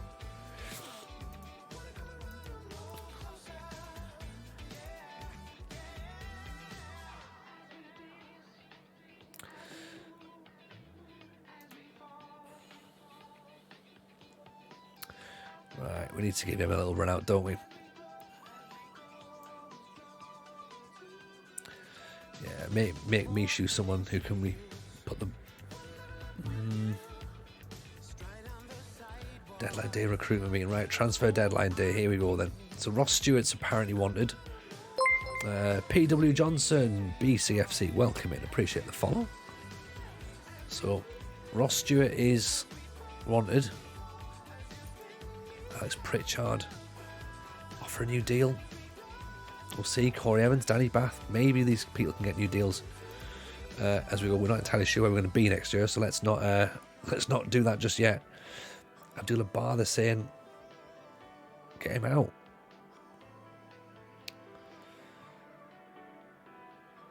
Reduce his price to help generate. See, I don't want Linda Gooch to go though. I just basically want him to. He's only there because of the fact that he kicked off. Alright. Bolton are interested in Ross Stewart. What about Dan James on loan? Is he interested, is he? Is he usually available on loan?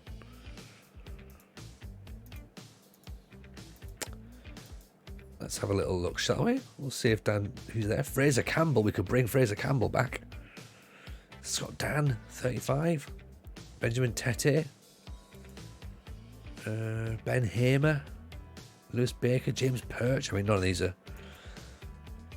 anywhere near, are they? Clark Udo. That's not it, is it? So look at Dan James then. Is he not one of the first team? Is he not first team at Leeds? Is he not? There you are. She's on loan at Fulham. There you are. That's the thing. So Fulham got him, we didn't. I do enjoy a splash of Dan James. He available? Ooh, Fraser Campbell. Yeah. Couldn't be more accurate in here, could it? This is exactly how we do stuff. Player called Endor. Is that this guy? He's 6'2". He's already got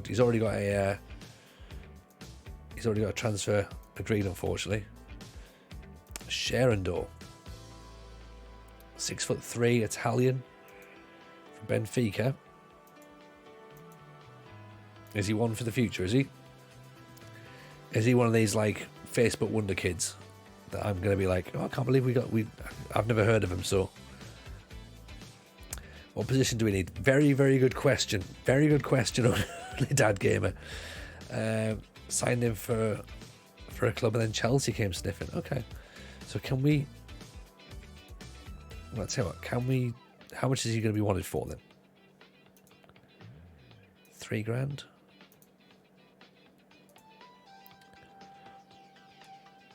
Okay, so he could get a work permit. Interesting.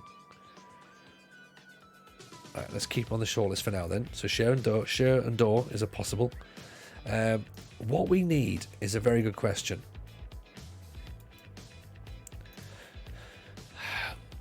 Probably a centre back or a left back.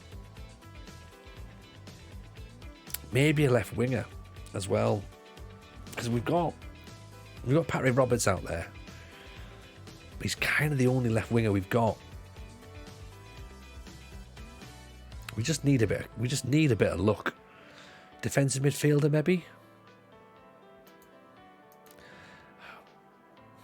I guess just whoever's available. How much cash? Hardly any. We've got 70 grand.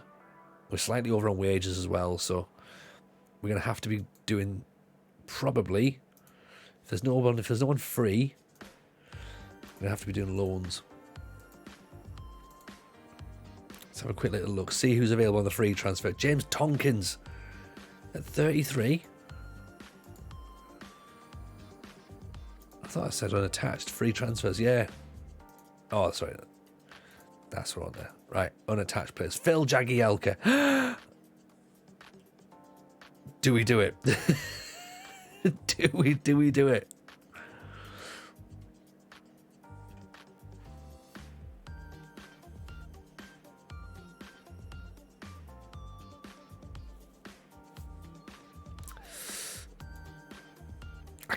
I can't bring myself to do it.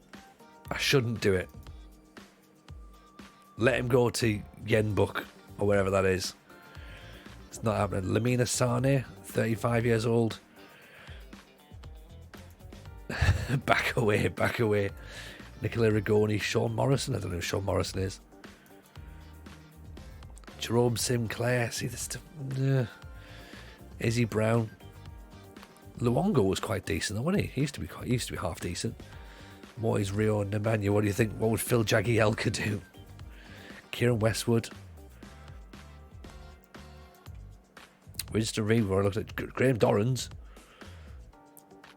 Zednik Zlamal, 37 years old. We can't get Yaya Sanogo, by the way. I've already asked, already tried. Didn't happen. Marvin Emnesh, Leo Bantani, El Abdouali. I mean, imagine me trying to say that. Is it locomotive? Unfortunately. Benatti. Bonatini. I mean, he's on 20 grand a week. There's no chance we'll be getting him. Oh, he left Wolves for 30 grand. Unbelievable. So we could have had him, is what we're trying to say. I think we actually had him on the shortlist at one point as well.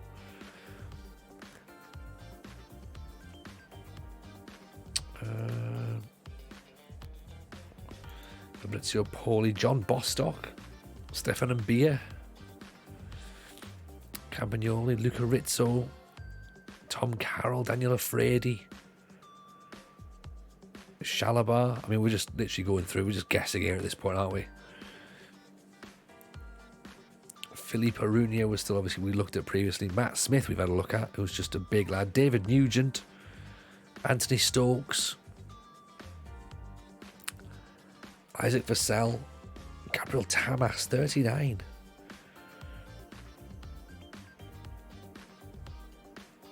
Mancini, Max Clayton. I mean, to be fair, we don't really know who any of these players are at this point, so I think we're getting into the realms of players that don't really exist. Ross McCormack, Jordan Lydon, former Villa midfielder, I believe. Nicola Madonna, Julio Perez, Jesus Perez, sorry. Adrian Spall. Christian Oxlade-Chamberlain, he's not going to be a striker, is he? Ajipong. Yeah, I think we might be struggling with free transfers at this point. Who can we get in then? What position do we need? We're looking for a right back. Are we looking for a left back, a left winger?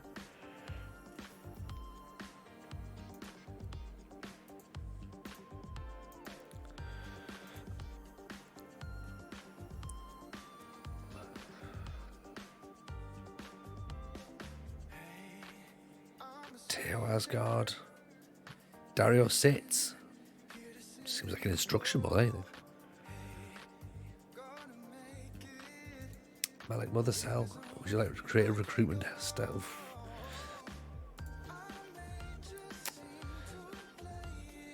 Adele Fire, Mattia Zanotti.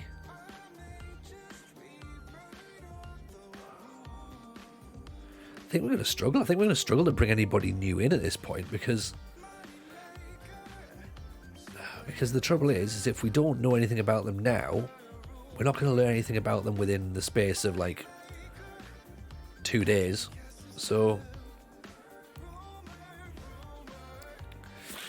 I don't necessarily think we're going to be making a smart decision. And I know that this save's only really just going to be like for the rest of this week and that's about it. But I'd still at least like to have a rough idea that the players that we're bringing in are the right players.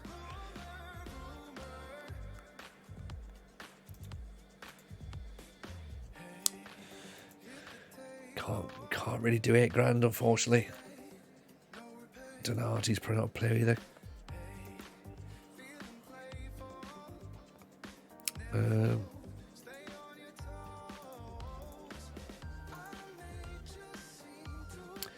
Theo Walcott is available. And they want all of his wages paid. We're not going to pay any of his wages. Let's just see if that's a thing. You won't regret that Undor guy. Well, do you think we can get him though? Do you think we can get him? Bear in mind we don't have the money for him. That's also part of the issue, right?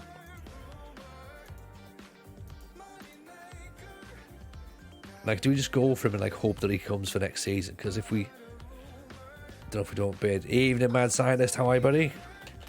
Welcome. Now, okay, so would you then? Night. Good night, Legend of the Hidden. Appreciate you being in. Evening, Llama. How are you? Welcome, my man. You've missed quite a stream tonight. We've not played any Football Manager, but we've definitely set the world straight. Let's have a look at the manager's seat there on YouTube. That's something we need to shout out, of course, for Llama, because he does, again, he's one of the red branders. So get yourself in there. Of course, big shout also for the mad scientist.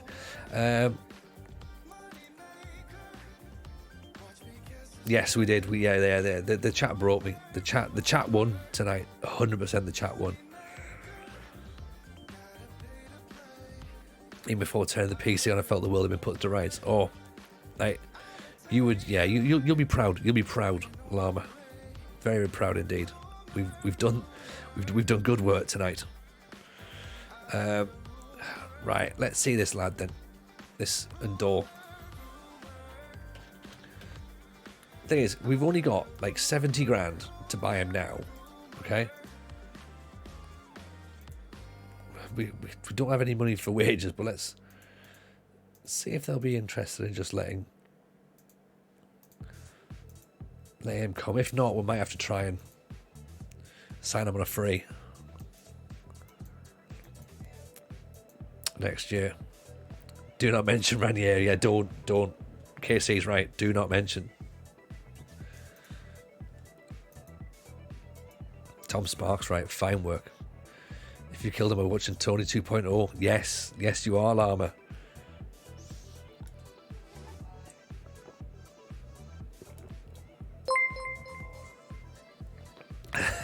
Hannibal Ranieri. Skeletcher, appreciate the follow. Very kind. Right, we're not going to pay any of Theo Walcott's wages, so it's entirely up to you, Southampton. Kevin Quinones.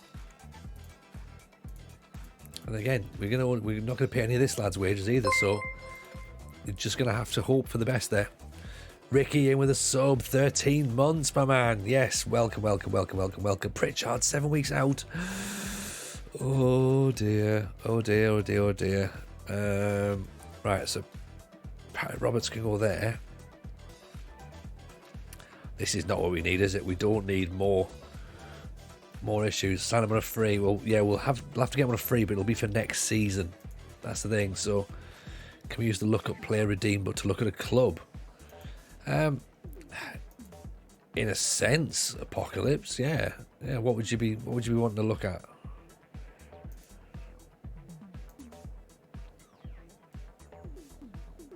I mean, I've been quite liberal in just allowing a few sort of like shouts out anyway. So, what are you fancying then? Barrow. Is this for players for us to sign from?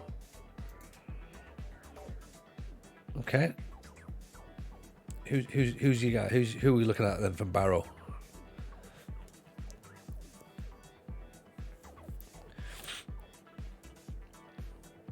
Oh, I thought it was Neil Caravan. I'm just curious where they were in the way in the league. Okay, fair enough. Yeah, so they're currently 21st in Sky Bet League 2. Josh Gordon's class, is he? Okay. Where's Josh Gordon? Here he is, down here. Okay. He's only got 5 goals so far this season, though, but he is in a team that's struggling. I'll grant that. So, I like Neil Canavan, to be honest, but acceleration's not good, is it? Unfortunately. Harrison Neal, one from Sheffield United. Miles Kenlock. Did we have Miles Kenlock at one point in Peterborough? I think we might have done. Robbie Gotts. We had him at Bolton. We did have him at Bolton, didn't we? Who recalled Jack Diamond? We haven't actually. That's a good point. I don't know if we can. I'm not sure if we can recall him. Let's have a quick look. Josh Kay is pretty good, is he? At least championship level players, that's the question. Probably not at the minute.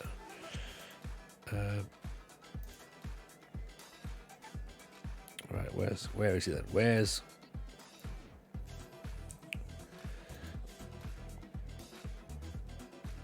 We can call him back.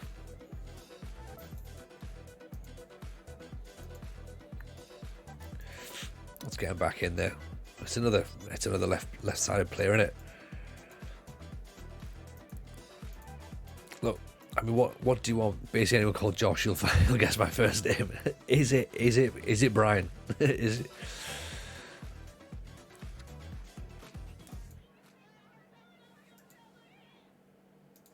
Right. Let's take that out. Pedrino from Goals looks a great prospect. Okay. From Golas. Where's Pedrino?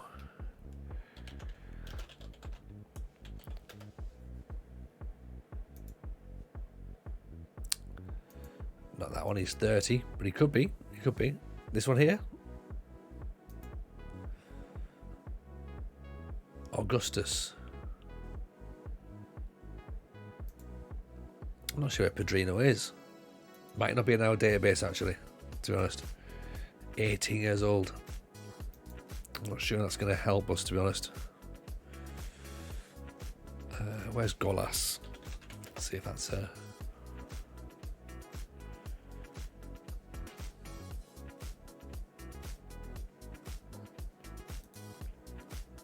Golas in Brazil. No, I can't see, unfortunately.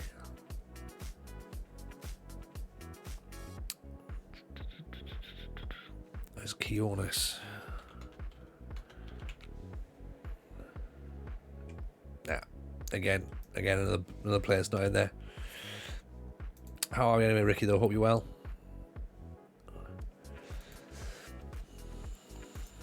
Right, this lad's not... We've not got the cash from, have we?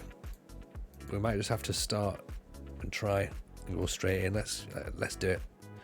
Right, I'll tell you what.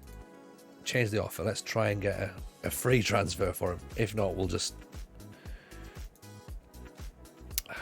See, the thing is, though, is that we're starting to lose money again. So I don't know if asking for cash is a good idea. Plus, our job's really only stable. It's not like we're doing really well.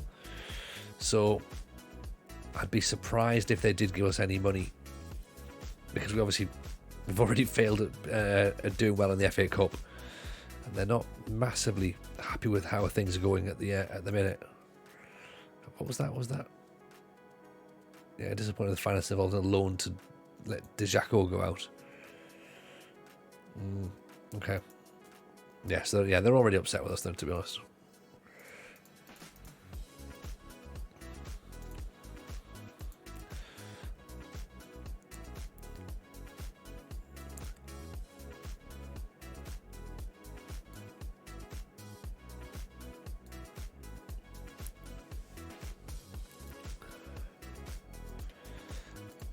Okay, so we come into the Rotherham game now, needing a victory. Again, I mean, how many times have we said that before on this in this save? You know, I mean, do we ask for cash for Theo Walcott? Is that the one? Is he the guy that we chuck a load of money at and be like, look, can we have some cash?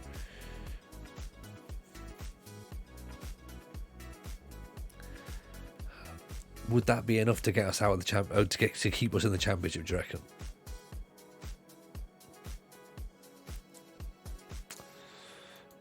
He is very, very expensive. He is very, very expensive. I guess the fact that there's nothing there, the club aren't sort of like offering anything, would suggest that maybe not worth it. So Harry Fieldson's just signed a permanent deal now. He's wanted on loan, so that's fine. We can get him out to develop a little bit. What's the wage budget? Again, we're sort of hitting the wage budget, to be honest. We can interact with the ball at this point and see if he's worth going for. Can we get 100 grand on him, do you reckon?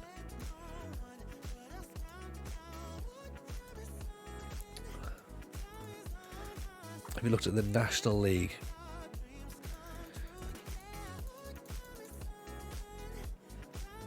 Let's have a little look, shall we? There is a couple of really, really good players down there, isn't there? That's the thing. So,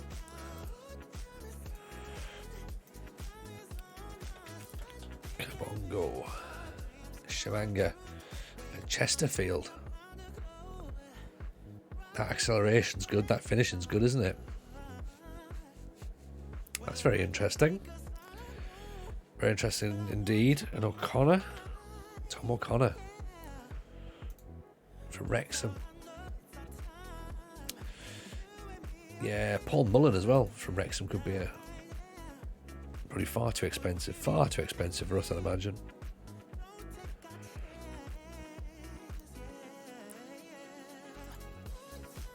Actually, it's not that expensive. Oh, where's our guy though? Where's our guy? Matthew Blake, still a free agent. Why have I not signed Blakey?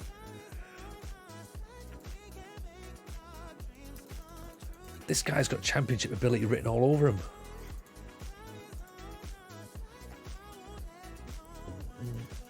Evening, Paulinho.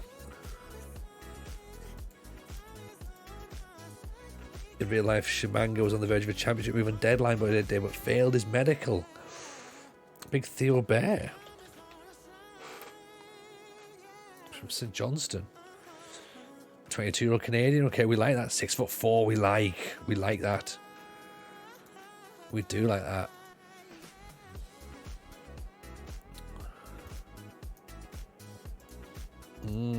Okay.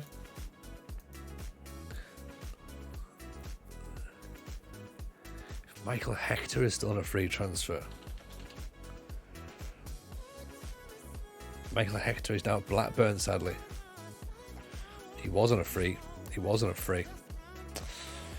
Theo Bear, boo, he loves to get a good result against Killy. Oh, okay. There's the thing, innit?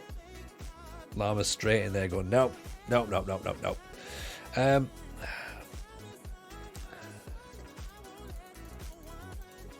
Right, if we can't get him for 70 grand, then we've got no more money than that, so we'll then have to try and get him on a free, I reckon. See if we can do it, but which means, of course, we're not going to get him this season, sadly.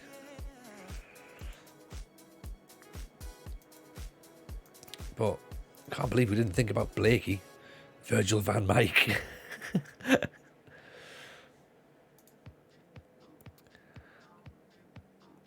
Daniel and Corey Evans play well together. Yes, they do. But we've obviously brought McCann in. Actually, we could put McCann there.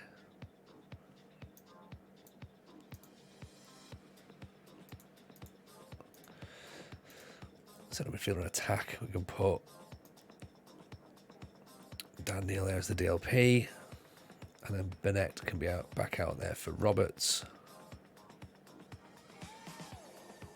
That should cover a bit of that, shouldn't it?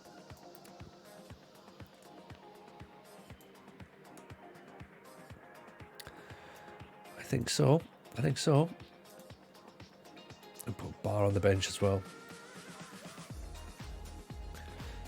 Huggins, however, is a little bit tired, so we're just going to need to replace him potentially with Bailey Wright, baby.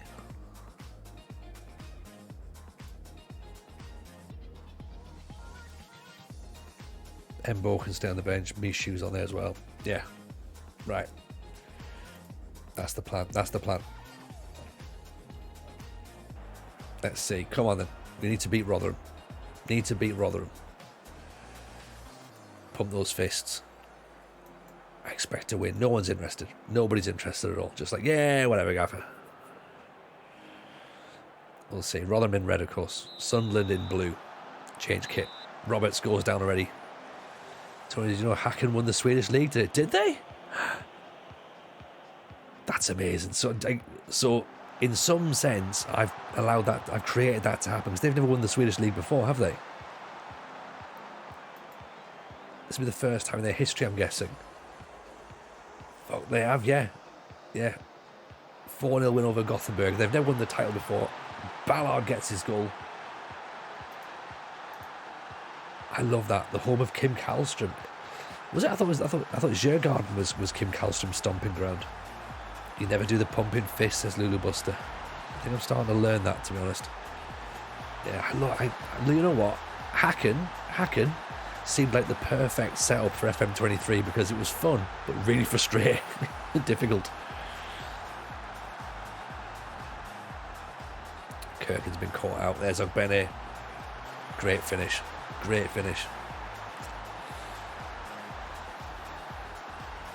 Started Häcken, did he? Did he really? Interesting. I mean, look at this. Caught out by the ball over the top. He's just clubbed him. He's clubbed Ballard as he goes past. So he's beaten him for pace, but yeah, there's probably a foul in there somewhere, surely. That's what I think. I could be wrong. I usually am.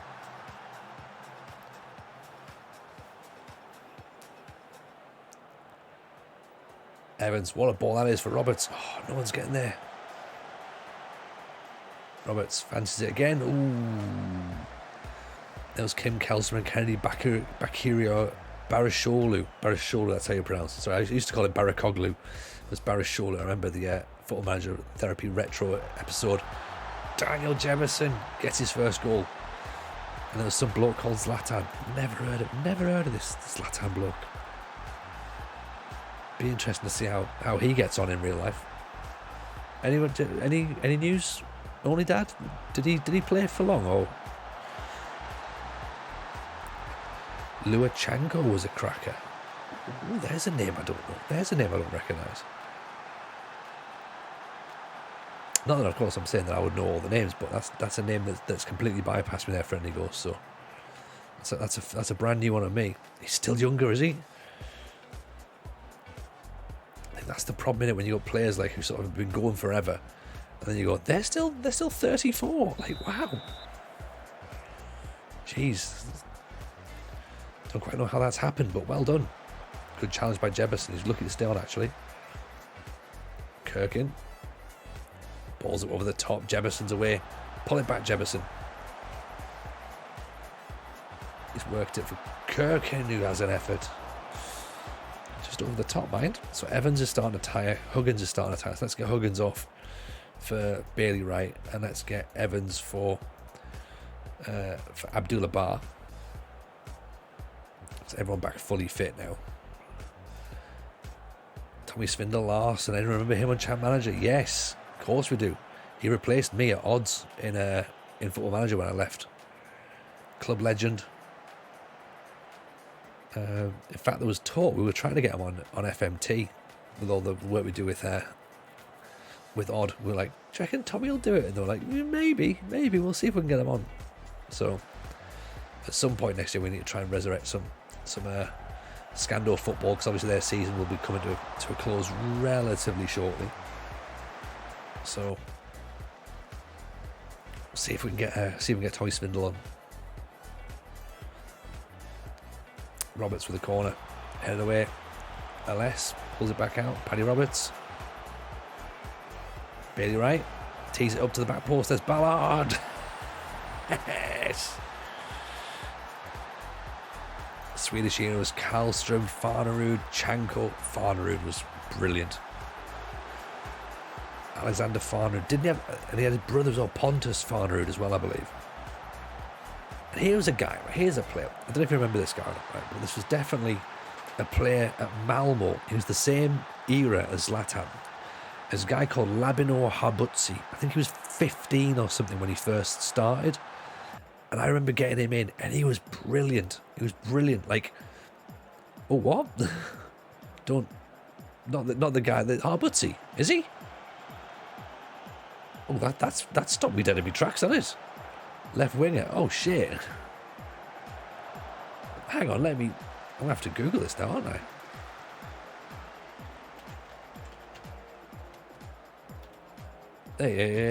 Yeah. Oh jeez, I feel really bad now. Shit, yeah, he died in 2018.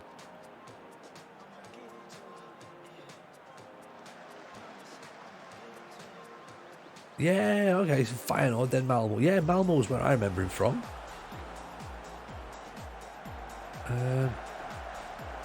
Jesus.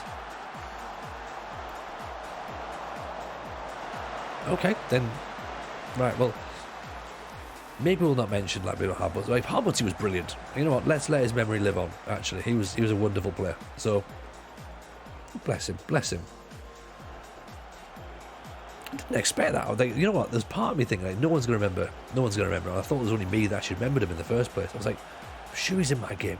Nobody else seemed to know who it was, but yeah, I wasn't expecting that as the answer. Sonny Perkins there pulls a goal back. We've got 3 minutes to hang on now.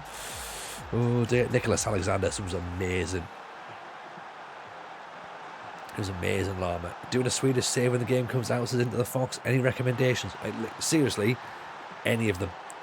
Like, Sweden is such a great league. It's so bonkers. You've got like your good teams, which is your AIK, IFK, Malmo, and Djurgårdens. They're your best teams. Everyone else is bang average.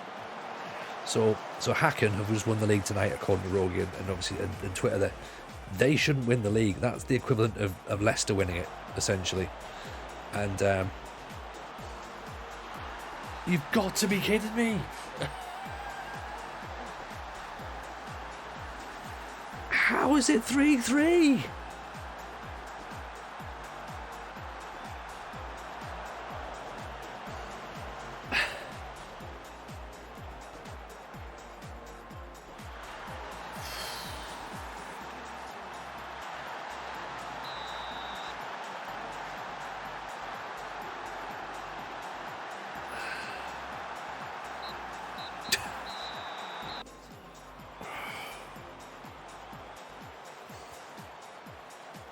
I think you're right, Sportsmad, because it's Sunderland. Unbelievable. Unbelievable. The club's cursed. The club is absolutely cursed. Absolutely cursed.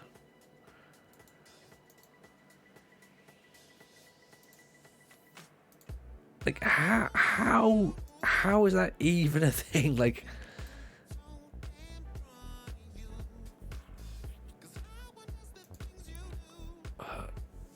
gotta change that block, yeah. But how though? That's the thing. Like, there's just, you shooting from 30 yards. There's no way that shot is the perfect shot at that time. I mean, you're right. I guess, you know, the Charlton Ipswich game was the thing. Trez Beats, appreciate the follow. That's very kind.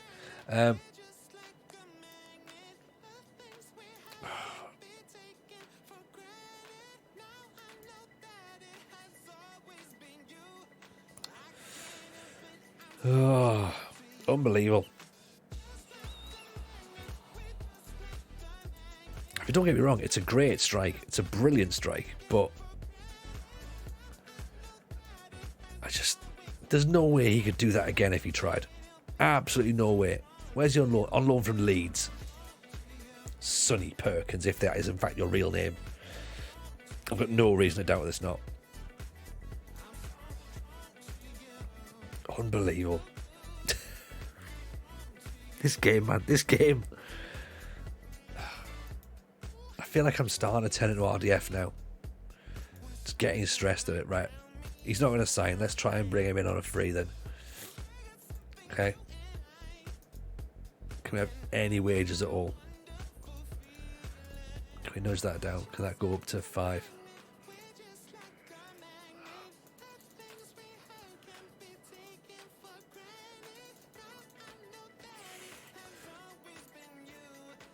Don't think we're going to get him in, actually, to be honest. Nah, we're going to struggle. We're going to struggle.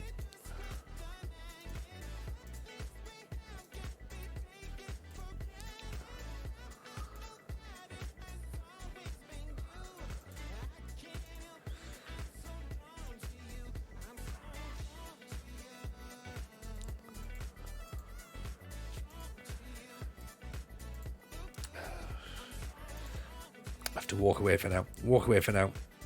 Just lost 6-3 in the FA Cup quarter-finals.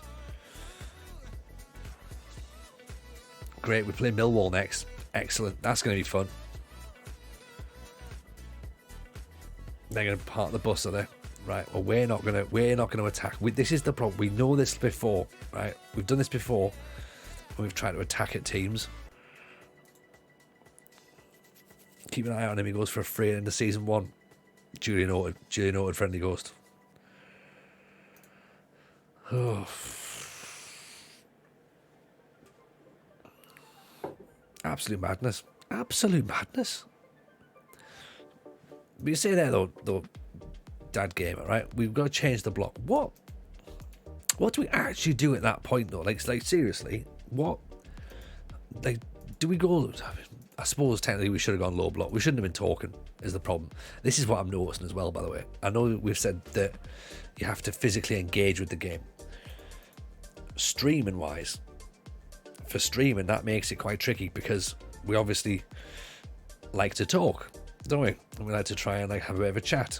So maybe things like that might have to stop. I might have to be coming away from all that sort of stuff. I won't. You're 3-1 up and they're at home, they're going to attack you more, so just adjust. Yeah. Oh, I mean, to be fair, it makes complete sense.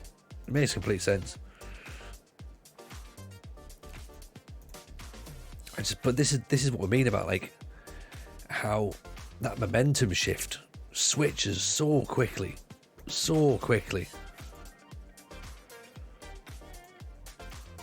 You know, you got players there who obviously are slightly weak mentally anyway. It's going to be a big blow for them, to be honest.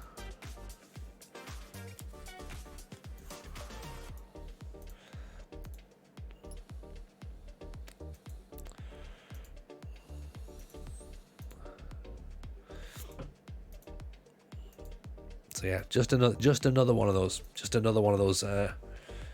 results thrown away.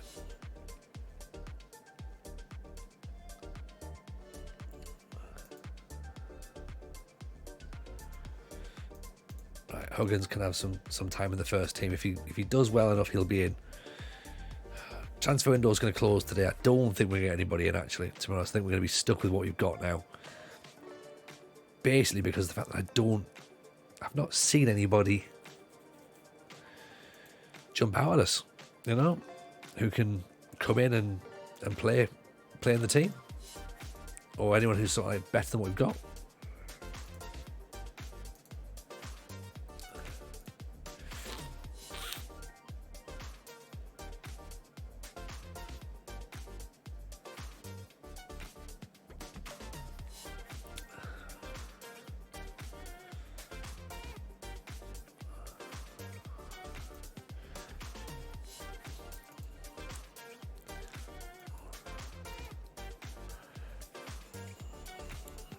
Portsmouth have been linked with Lyndon Gooch. Burton have been linked with Bailey Wright.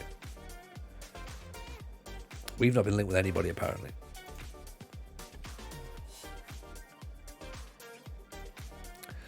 Take part in transfer deadline day. I don't think we've got anything to really add to the proceedings here, but we'll have a look.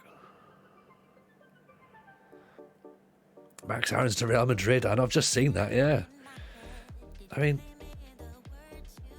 yeah, yes and no. Ismail Assar to Dortmund could be a thing. Would like more official music in the game. The Champions League stuff. Deadline day music would be cool. Does Deadline Day have its own music? I suppose it probably does, doesn't it?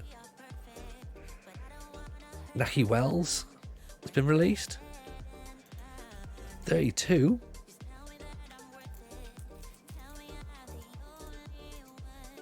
Maybe not the worst. Jutkovic. Albert Adoma has been released. He's 35. I mean, again, I know these players are getting on a bit, but they might be able to do something. Martin Kelly.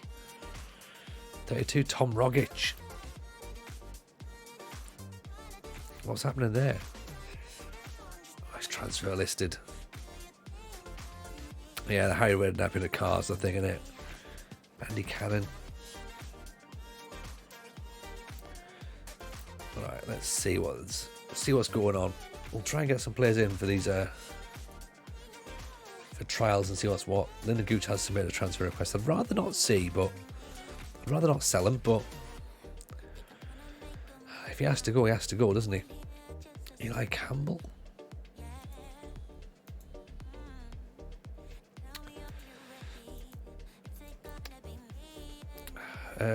No, you know what? No, he's not going out. We might need him.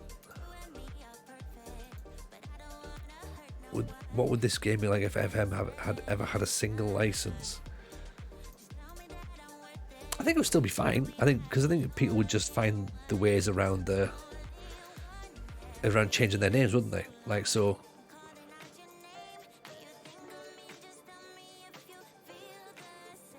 Are we expecting movement with Ross Stewart? Don't know. I'm just going to say we're open for business because he has got money. He's available, in fact, sorry, and he's potentially could bring us something in. Nahki Wells and Albert Adoma could be squad players. I mean, are they? I've had every single license. Sorry.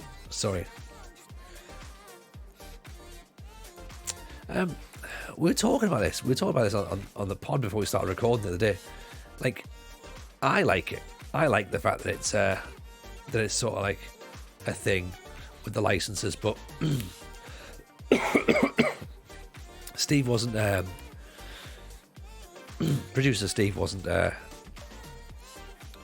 fan. He's like, don't really make anything. Doesn't really bring anything to the table. And I was like, it doesn't, but it saves you having to go and look. It saves you having to go and look for someone else, doesn't it? You know.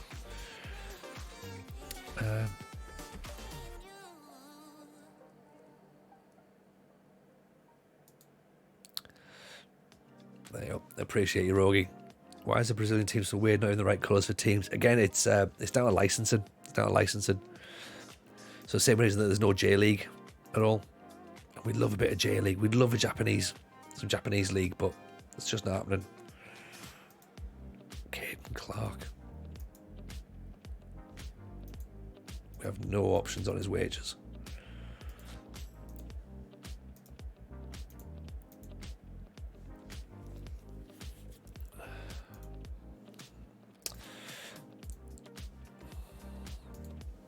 Finances. We've changed the finances badly, so now we don't actually have any.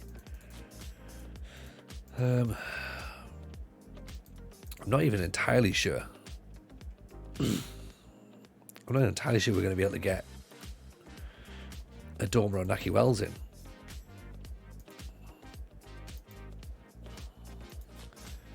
And that's worrying, isn't it? When you're sitting there going, well, we might not even be able to get Albert Adoma or Naki Wells. Like, this is how bad the finances are at the club at the minute. What a mad world we live in.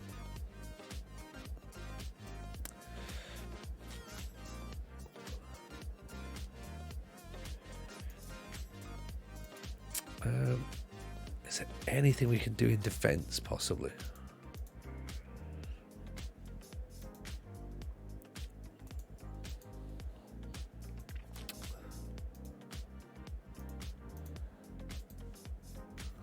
Steve Cook, 31-year-old defender, maybe. Bonafanzi, Tonelli.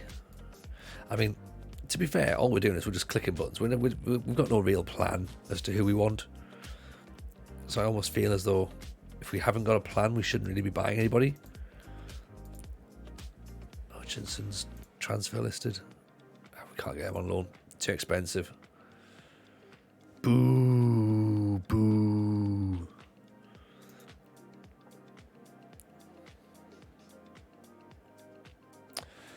I think we might just have to go with what we've got, I'm afraid.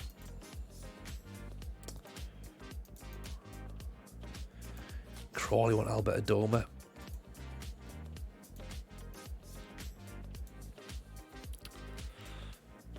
He can play wing back as well, though.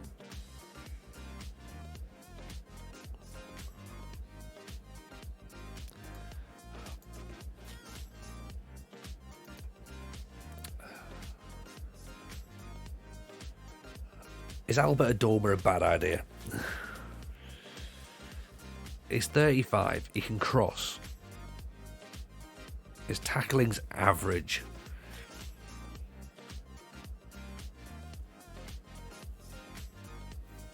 Playing with licensed teams is a bit more immersive. Yeah, I think so. I think something like Brazil, where the teams are all like complete guesswork names. Then yes, I imagine I completely agree. It's far better to play in that situation with licensed teams because then you at least know who you're managing. But for me, like, I guess that Sunderland aren't licensed. Well, sorry, that's a bad example now because we're Sunderland are licensed. Like, Premier League teams obviously aren't licensed, so it's not really a massive issue, to be honest. Brighton and Man City have got official faces and badges because they are licensed clubs in the same way that Leicester were last year. I think Everton are as well, actually. So no, Watford definitely are. Everton might be as well. So yeah, so playing with those players and playing those names and stuff is great, but yeah, I just think that I don't know. I'm not really convinced that.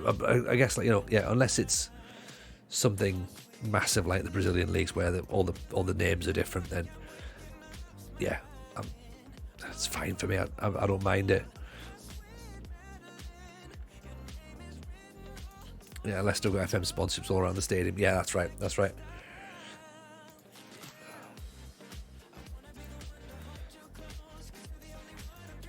I think we're just going to click through deadline day, I reckon. And we're not going to go for a Dormer. Jack Devlin, Weevil and Buddy, how are you? Yeah, most of the leagues aren't licensed, exactly. Exactly. Serpico in with a follow. Thank you for that.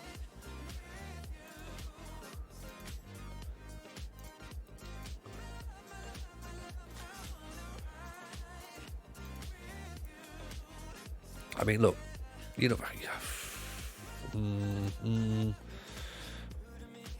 don't even know if we've got the money for Albert Adoma. This is really worrying.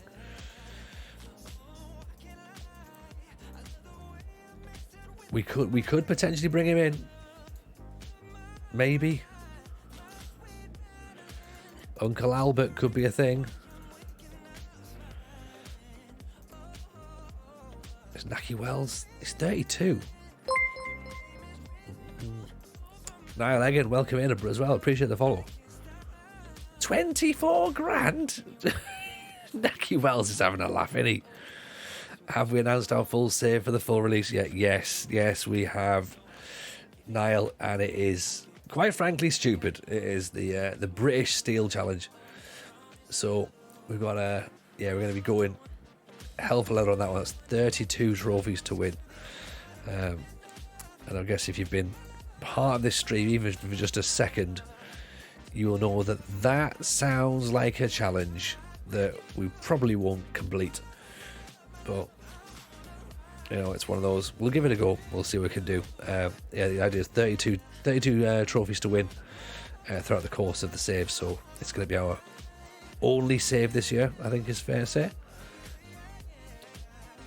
Centre back who refrains from taking long shots. Good. You're a centre back. You're not supposed to take long shots. Unemployed with no badges. Yeah, that's the way to do it. So it's going to be then just sort of apply for whatever comes out of the basically just apply for whatever comes out first of all and then go from there. So it's likely that we'll end up in Wales. That seems to be the reality. Having looked at it, it seems as though you start in Wales in either Welsh Premier or Welsh North or South, which could be really, really grim. It could be really grim. Oh. Ishmael Decore stays back at all times. Right.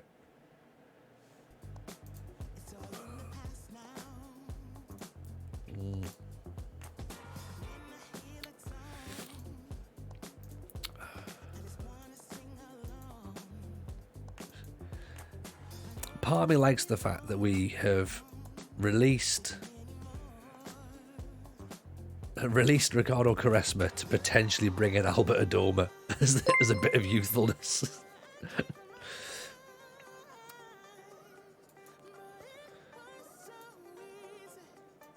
Dundee won Hugel. Lyndon Gooch is going to go to Hearts. Oh, I feel sad. I feel sad about that.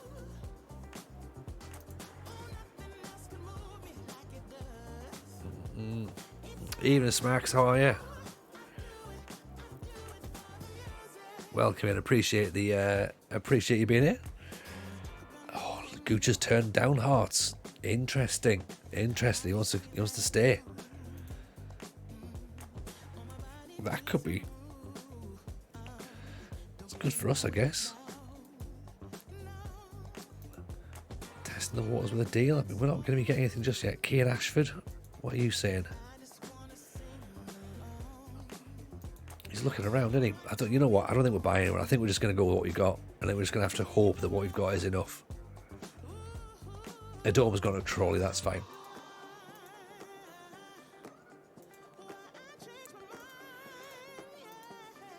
Right, we're gonna ride it out. If it's not meant to be, it's not meant to be. Doesn't want to go to Livingston, that's fine. Don't have to go. You just said you didn't want to go. He said he didn't want to go. So we turned it down, and now he's like, oh, I can't believe I haven't gone.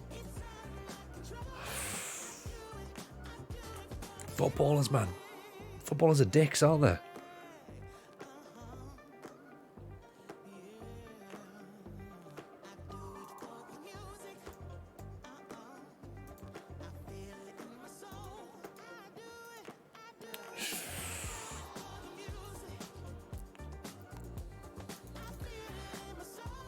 Unbelievable. Unbelievable.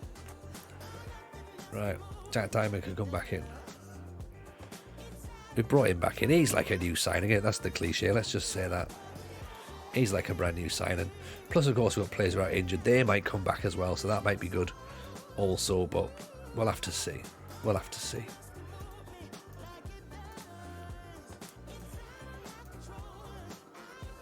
We're away at Millwall next. That never ends well.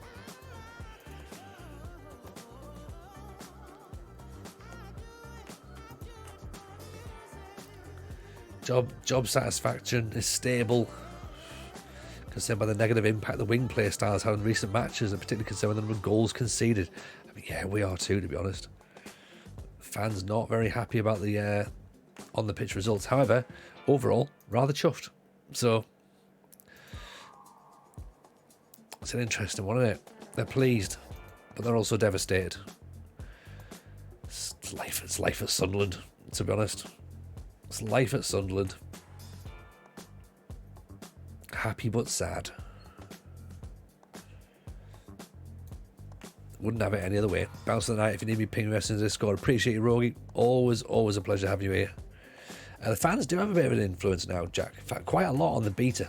A lot on the beta. They need to potentially look to sort of dial it down a smidge, but yeah, they can start to put pressure on you. So with this new, bring it up here actually, with this new area here, so see this core level here, so this is your core fans, so they're the ones who are sort of like going to be there every single season, but this hardcore section, they can be very, very vocal. So sort of here, supporters' influence on the board is moderate. So if you've got like a club where the supporters have a massive influence on how the club are ran, then if you start pissing the fans off, you might not necessarily need the full backing of the board, because the fans might force you out rather than the board. However, other way around, the fans might be like, he's doing all right, you know, let's not stress too much. So right, Blakey's coming in. Right, Blakey has been he's been there all the time for me. So another left back, angry with it. Don't get angry with Blakey. Right, this man is an assist machine. Right, if he plays anything like he has done in previous games, he'll be doing the business.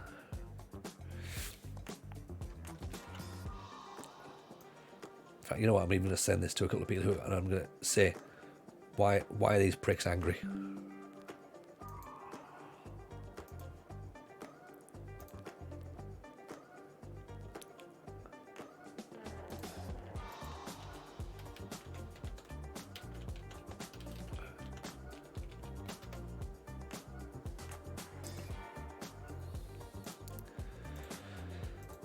Right, here we go then. We're off against Millwall. Let's see how this one gets on, shall we? German teams have high influence, currently struggling. Yes. So like there'll be certain teams in Europe where like they have like their ultras on the board and stuff like that.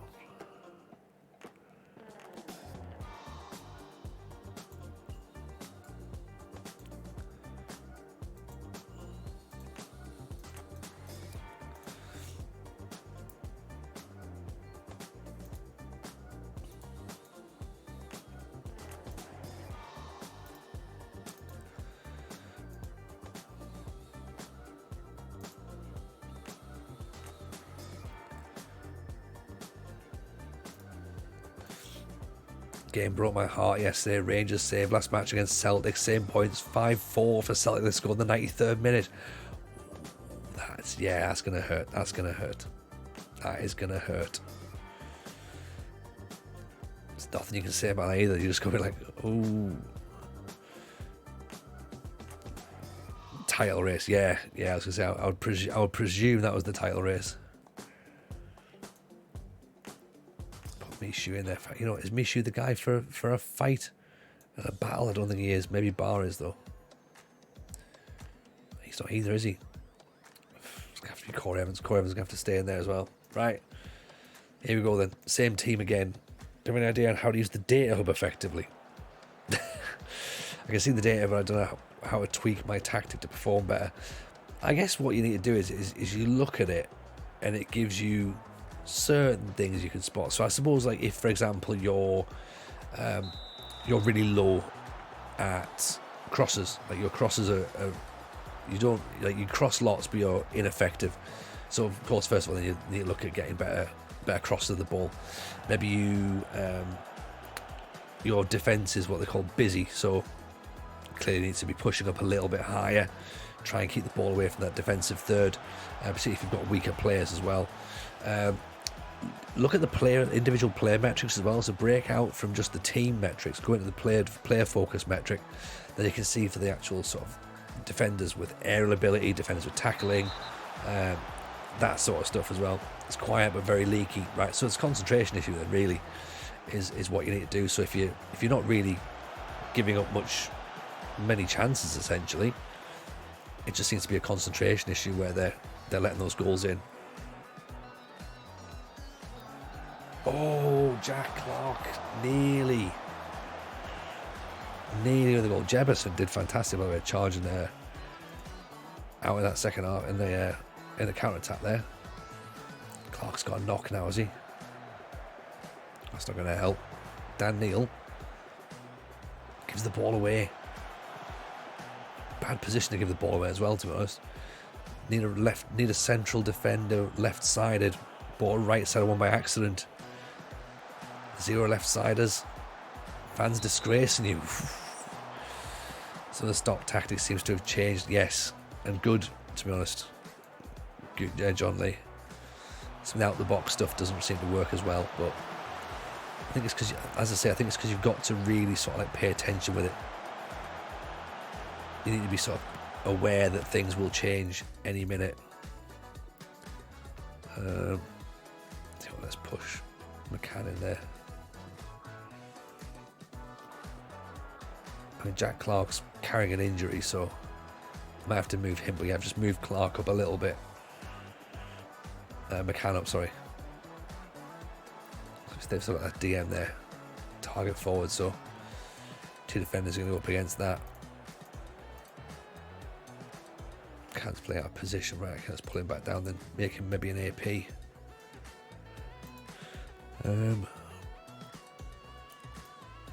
Clark will just put as a general wing on attack at this point. There's tweaks as well, that's the problem. You've got to tweak it. So if you're not a tweaker, then you're going to struggle. And if you are a tweaker, you're going to struggle because you're going to tweak the wrong thing. Just seems like that's how it's going to be, you know. I mean, look, we've had the first half, which, to be fair, doesn't necessarily mean anything. So Ballard's a bit tired. We're doing all right. We're playing super wide. Let's go more direct first of all. Okay. Everything else is sort of working well. Maybe push up a tiny bit. Yeah, so and you know what? We'll go positive for the first 10 minutes.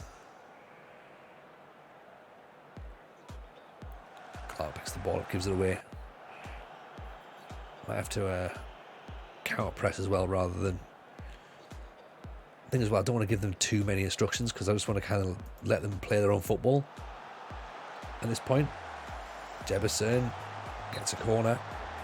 Should have laid it back maybe, but didn't seem as though there was any options there. Clark's struggling a bit, so bring Lyndon Gooch on. Jefferson heads over the top.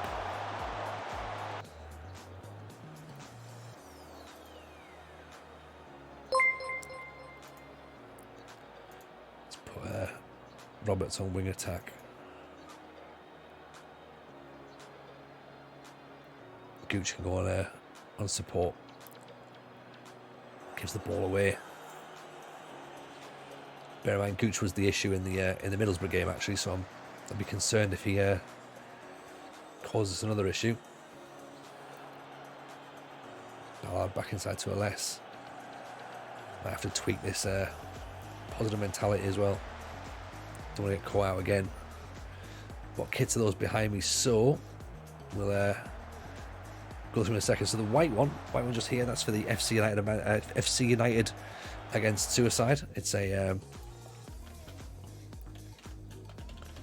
is it FC United? No, it's just United, isn't it? Yeah, United Against Suicide, which is a Scottish charity to raise awareness for male suicide in Scotland, obviously. Behind me, in the black, is the Oddball Club kit from Norway. We basically had a job interview with them, so that was good. We're sort of part of their esports setup, so we go and hang out with them quite a bit, which is cool. Really weird. We end up with an affiliation with a club in Norway, and then behind that one is the Peterborough shirt from last year, because that was our save last year was Peterborough, and we had a fantastic time on it. So we thought we'd celebrate that and get the Peterborough shirt as well. So X Cambi Shimadax, apologies if I've said that incorrectly, but welcome in, appreciate the follow, very kind to see here. Respect for the white kit. Yeah, absolutely. Like we it's just a thing that we saw last year. We're like, you know what, we've got to do something about it, and we saw that. We're like, yeah, let's get it. Let's put it up in the stream, and we'll do what we do, you know. So we're very sort of, we talk a lot about mental health in this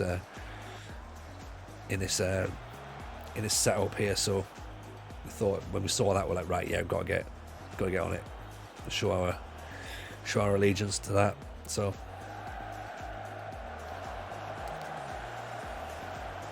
I think the setup turns Gooch now, turns inside. Patrick Roberts is struggling a bit. Maybe we go two up top and go like quite a narrow 4-2-2-2 and try and go down the middle. What's this about Sunderland fans hating on my boy? I know, Alice, exactly. Well, Alice, this is why I had to send you the message. I was like, this is absolute bullshit, right? Like, how can they be dissing Blakey? You know what I mean? Like, Blakey's the absolute man, and everyone knows it. Everyone knows it. I was like, you know what? I need goals. I don't need goals. I just need stuff. And I thought, you know what? Maybe what we could do is we could get someone who's going to get us assists. And I was like, there's only one man I know who gets assists, and it's this guy. It's Blakey. Right. So I thought, right, we'll get that. And the fans are angry. They're furious. And I'm like, you guys just don't know. Right? Real people know. We believe, right? We believe. But yeah, how you getting on, Alice? Hope life's treating you good. Of course, obviously big shout out for Alice. If you're not already following her, why not for a start? She's obviously part of the newly branded FMT. Oh, come off it. How's that offside? It's tight, that, isn't it? That is tight. She's part of the newly branded FMT. So Rich, Alice, Jebaru, the United City FM Kev are all now. There's an awesome foursome. And episode 101 comes out on Tuesday, so make sure you get yourselves subscribed to FMT if you're not already doing so.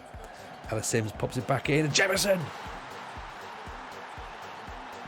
This one counts. This one's for you, Alice, by the way. And yes, make sure you also come down to Nottingham as well next Monday night. Not Monday this one, Monday after. Week tomorrow will be Nottingham. Exactly. Should actually get, you know, before I lose this game, right, let's plug the Nottingham show, right? Get that plug going on, because we're a goal up, so obviously we're going to concede 2 more goals. We know this, right? But yeah, if you're not doing anything, not tomorrow, but next Monday, come to Nottingham, come and see Football Manager Therapy live. It's going to be very, very good. You're going to enjoy it. Okay. Mid block, let's go low block. Disciplined. Let's not pass into space. Let's see how this one goes. We know exactly what's going to happen now, don't we? Sims. Go on, ping it over the top. Gooch. Give it. Oh, Jefferson ran. They made the run. Oh, he's giving the ball away. Useless. Ballard, Huggins. Look how they're squeezing the player now.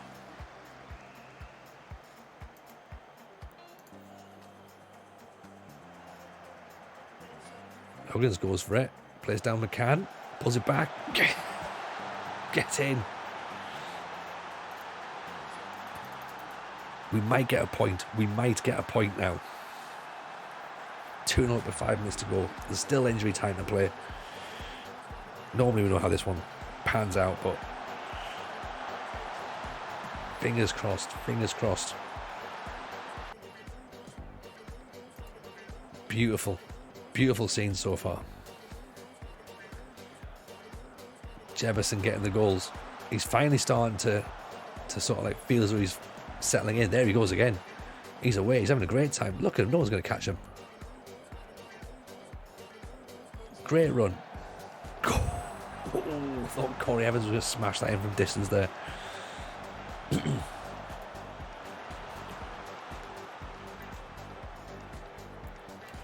Ball's cut back.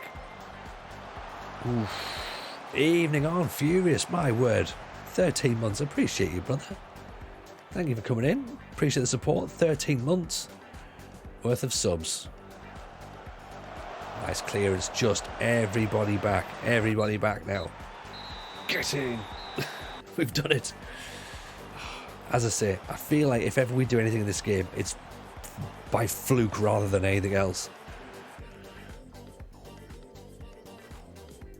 Excellent stuff. The last time well, there was an issue. There was an issue on last time was a long time ago. It was only a week ago. So Arsenal sacked us very quickly, okay, because we weren't playing very well. So they basically said, we don't want you as manager anymore, and I said that's understandable. So you have every right to be outraged indeed. So obviously I let the chat see the sacking because that's what they wanted to see, and in my back pocket I had a sneaky new idea of coming back to Sunderland and causing myself unbridled pain and anger and frustration, because that's how you learn a new game, right? You go back to what's hurt you before, and that's what we did. So we came back to Sunderland, and it's been torturous to say the least. It's been awful, but you know what? This is putting hairs on our chest, this one already.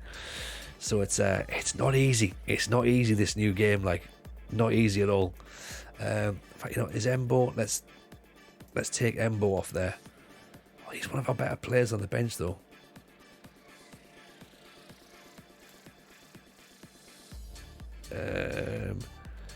Embo or Gooch.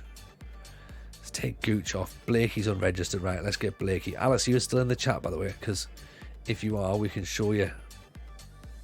We can show you Blakey, we presume. There you go. There he is. There's our boy. There's our boy Blakey. He's back in. 20 grand, emergency backup player, but look at this. He's the one, isn't he? 13 for crossing, 13 for corners, 11 for dribbling, 13 for free kicks, 13 for long shots. He's going to be fine. He's going to be fine. You know? Get the boy in. I'm finding FM23 quite hard too, if that's any consolation. Oh, 100%. 100%. I'm glad other people are finding it difficult, because otherwise it's just me, and then like everyone's like, oh yeah, you're finding it harder. Yes, I am. Why can't I are you kidding me?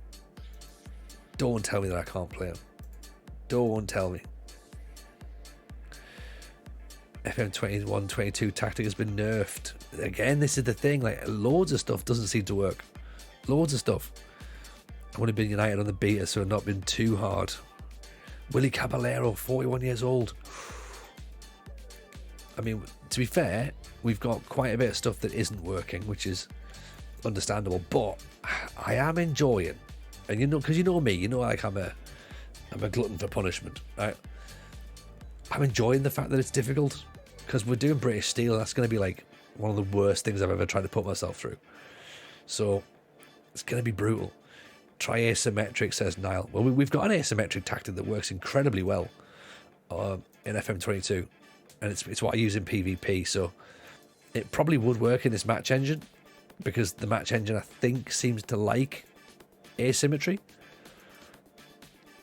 But because it works, where's the fun in using it, right? Or because it's worked in the past, where's the fun in using it? So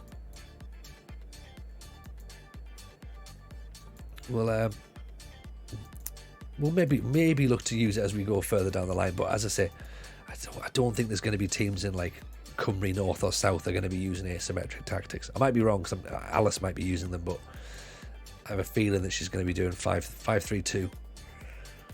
But we shall see. We shall see. Look at this. Look at this fixture list though here, man. Reading, then 2 days later QPR away, then 4 days later Bristol Rovers at home, and then 7 days later Coventry. Brutal.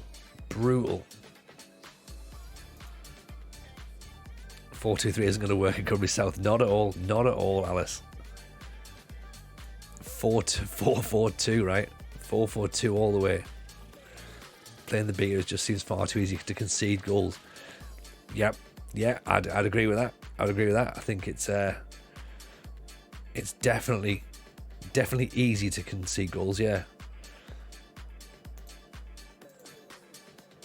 Route one only. Yeah, the only way to do it. If the ball touches the floor, we've made a mistake. That's what I want players to think about. So why's that ball bounced? Yeah, it shouldn't bounce. It shouldn't touch the floor at all. Right, Blakey can't play. If I fuck this up, I'm going to be really, really upset. That'll explain why everyone else is pissed off with me. Got Diallo on loan for my Rangers save in 22-23. Diallo's pretty decent in here, to be honest. Are we getting many injuries? Maybe. I'm not noticing much more than I'd normally have, but because of the fact that we even with 2 injuries or something, I think that if we lose 2 key players, then it feels like we've lost everyone.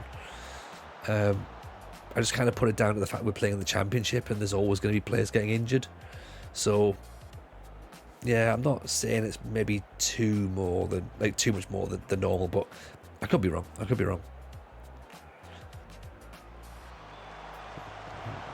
feel like a fraud. I've got no idea what I'm doing. Cardinal, welcome in. I mean, do I look like a man who knows what he's doing? No. I had 9 of my first 11 hours. Oof. Oh, that's not good. Who are you managing, by the way, on? Have we mentioned this or?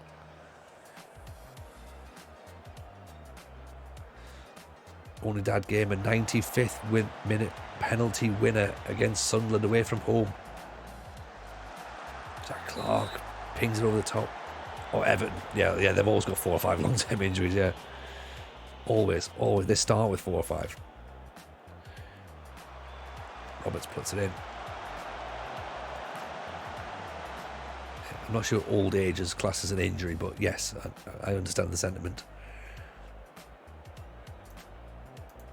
So here we go. So we're getting the ball, but that doesn't necessarily mean... I mean, Reading are playing with a Trequartista. Really, Reading?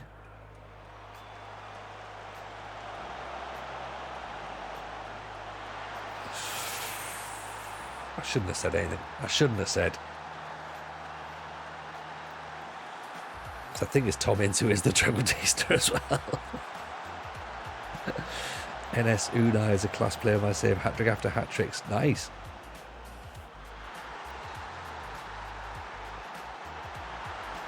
No, it's Ajaya who's who's going on the Trequartista route.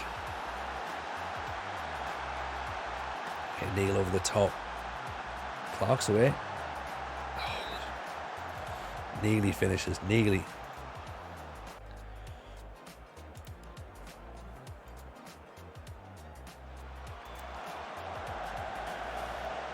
Can. Pings it over the top though. Let's go positive. Let's go try and play for set plays as well. But yeah, I think they're... yeah, I can get a bit of momentum shift at this point now. See if we can hold out till half time. This is what I've noticed though, is struggling to get like a couple of matches on the bounce where you're playing well. It's quite tricky. I know we won those two. We won those 3 matches back to back, 2-0. But after that point, I don't really see us doing much else. You know. Love playing Bayern away in the last day of the season. We're in a relegation battle. Yeah, sounds horrible, doesn't it? That sounds horrible.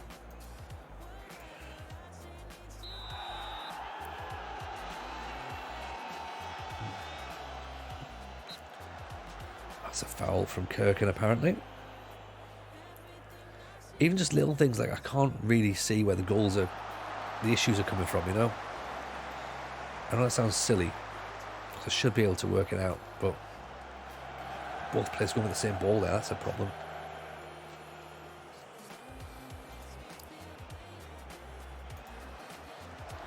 Huggins pops it up the top. No one's there though. Nicely headed away. Neil doesn't fancy it.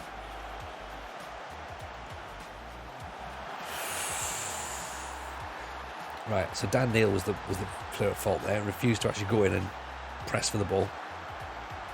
Dips out of that. And because of that, no one's marking.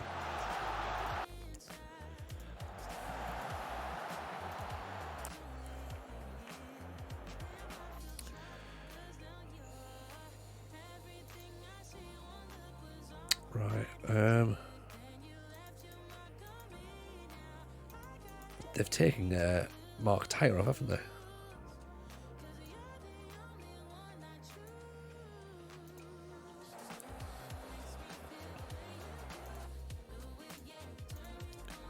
Let's try and push up a bit, I think.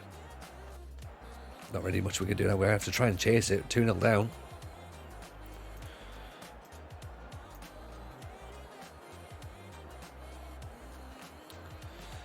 Evans for Bar. Evans has one suspension away. He's on 6.8 as well, though. Good tackle from Mishu. Ballard. Jefferson doesn't fancy moving for it, apparently. Clark, Evans. Up over the top, there's Jefferson. Oh! Luck's not in. Luck's not in, is it? You just know when your luck's not there. Kirkin. Doesn't even run for it.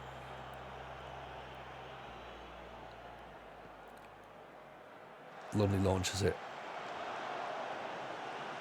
LSA. Ballard. Up over the top. Jefferson flicks it on. Mishu gets there. McCann.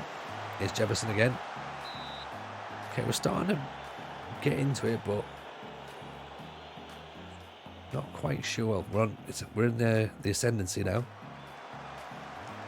This is the moment we need to score, though. Otherwise, it's all over.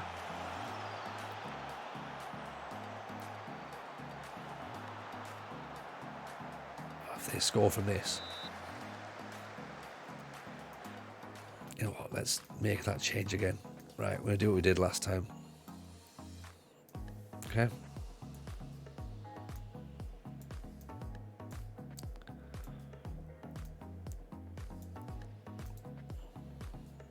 Forward. Jack Clark can go back to wing back on support, and then Embo is going to go in place of Kirkin, advanced playmaker. Try that. Not quite sure if it's the right way of doing stuff, but it worked in the last match.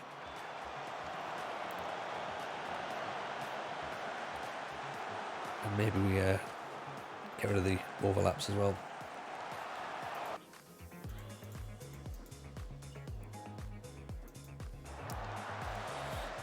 Overall, do you prefer one club saves or jumping job to job? A bit of both, to be honest, Niall. I'm not against a one club save, but I'm also I find from time to time that the clubs don't enjoy me being manager, so we end up very much out of a one club save pretty quickly.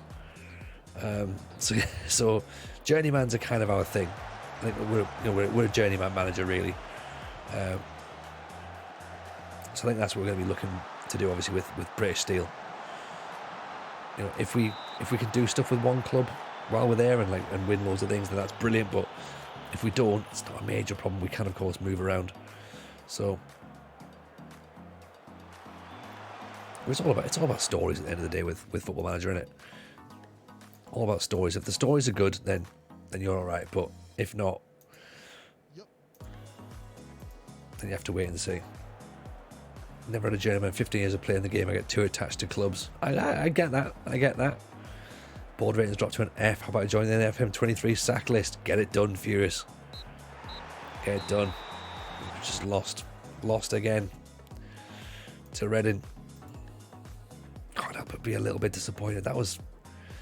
See, it's just momentum. We just can't get momentum going. I mean, granted, Reading are 9th and we're 18th. You're not expected to sort of like get another win, then another win. But, I mean,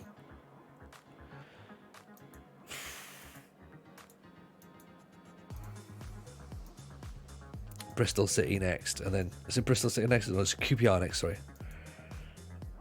And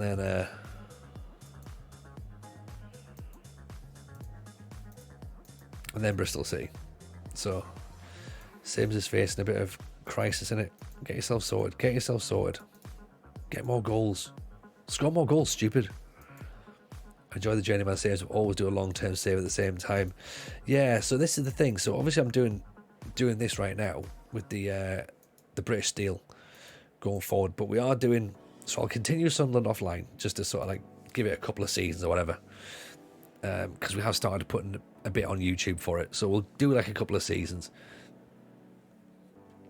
and then we're going to do the same again we've got a Villa save going on as well. So we'll have a look at that as well. But apart from that, I'm going to try and keep it short this year.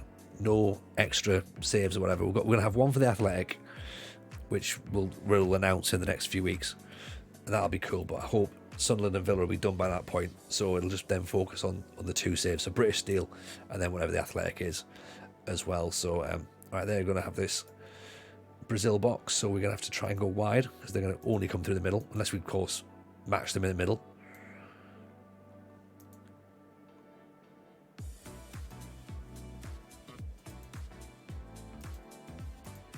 I think if we try and lock up against them, we could do that sort of packed midfield as well. But I'm not sure how we get around it.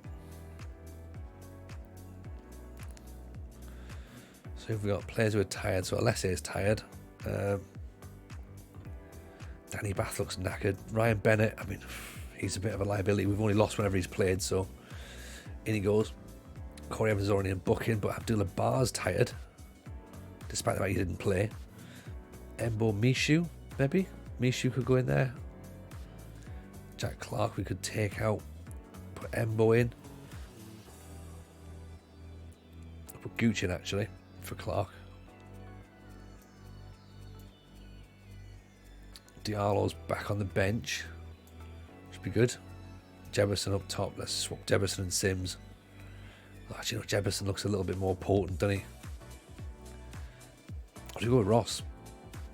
Put Stewart in. Can always bring Jefferson off if needs be. We're expected to lose. That's always reassuring, isn't it? Going into matches, going, yeah, we expect defeat. Don't worry about that.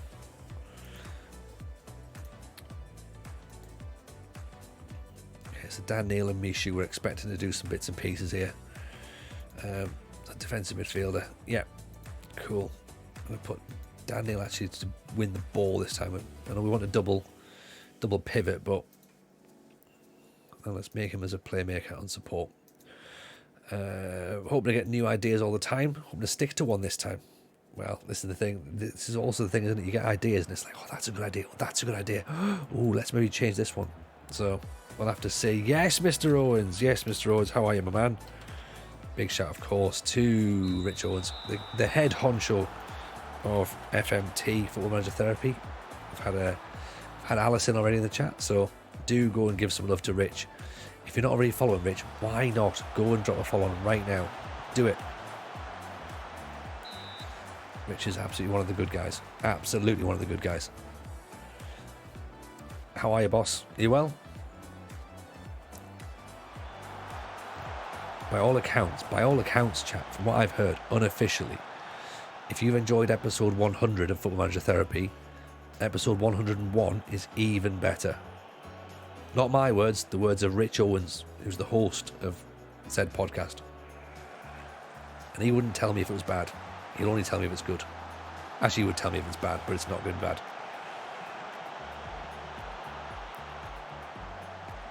Block the ball. Nice. Well played. Ball's gone away.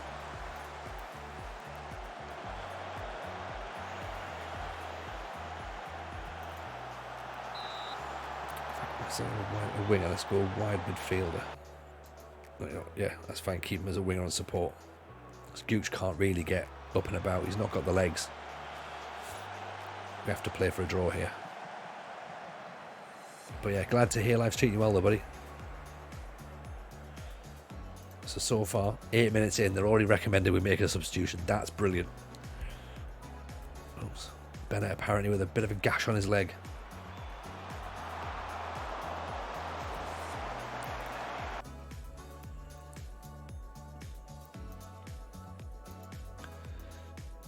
Actually, let's do that. Let's solidify things for a minute. Stop the cross. Maybe even push up a bit. See if that helps. I might just have to try and smother them a little bit.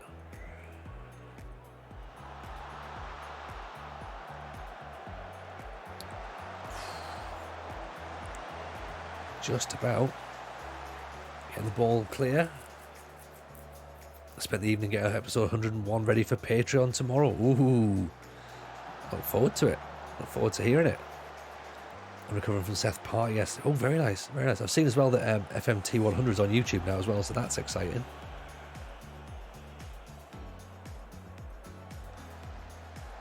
Oh, Ross Stewart, nearly. Brilliant cross. That would have been an absolute sucker punch goal, wouldn't it? Like soak it all in, then get a cross in, and then a bop right on the head of a big Scottish forward. It's the kind of football we like to play around here. It's a good performance so far, I must admit, though. Actually praise them, see if that works. Mostly the party, 7-year-olds are feral. Oh, 100%, 100%. 100%. Johansson off the wall out for a corner. And we're hanging in, we are hanging in. Just about. Right, let's change this up then. So we've got too much room between the lines, is there? Okay, let's push up the smidge then.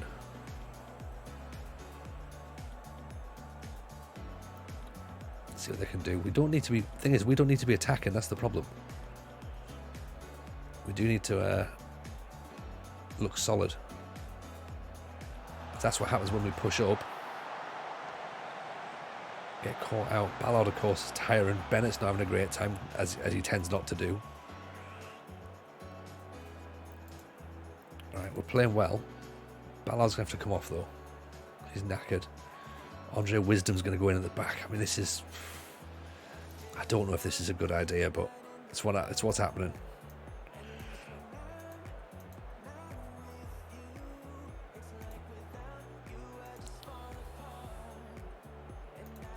Okay, let's be a little bit more adventurous in this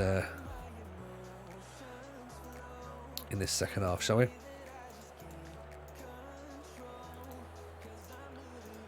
Starting a mid-block. Just sub to YouTube. Look forward to listening. There we go. That's what it's all about, innit? Actually, let's just change that as well. So we're going to cross the ball rather than work it in the box. Let's see what happens. Come on then. Come on, Sunderland. Let's see it. Andre Wisdom and Reece Bennett at centre half. What can possibly go wrong? Mishu picks the ball up. Gooch. Cleared by Balogun. It's away again though. Shibani. Back to Balogun.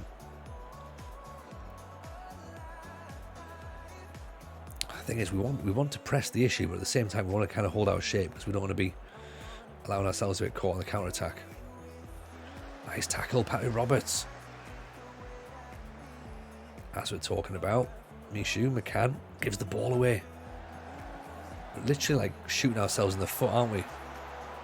Like, we do the hard work. We do the hard work. Get the ball back, and then we just give it away in the midfield.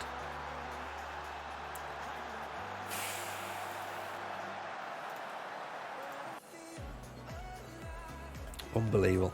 Unbelievable. Right. Let's bring McCann off then. Embo can go on for McCann. Ross Stewart's frustrated. I know you're frustrated. We're all frustrated. Let's put Jefferson in then. Actually, no. Let's put Ellis Sims in.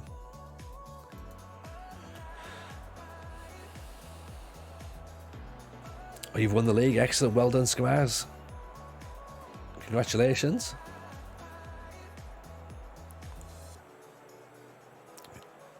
Kirkin. Over across to Huggins. Gooch. I'm not sure if he's meant to be giving it to Andre Wisdom there or not, but it's gone there. Neil Embo gives the ball away as well.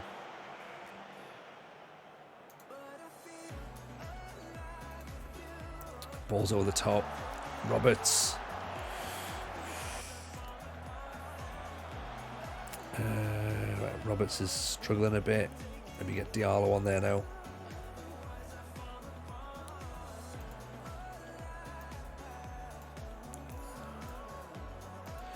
Push on. We're gonna have to go move the boys up the smidge.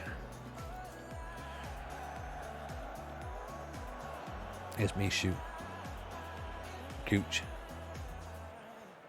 Dan Neal. Huggins. Gooch. Flag's up. The flag's up. Oh. Genuinely thought we'd time that. I mean, he's miles off. He's miles off it, to be fair. Absolutely miles off. It was though, Rich, wasn't it? It was liquid football, but sadly, the rules of the game have interfered once again with how I like to play football. Isn't it utter bullshit?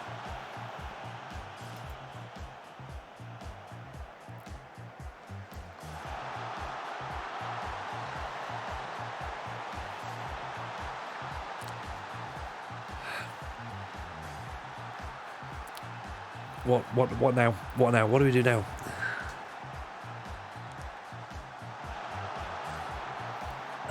Just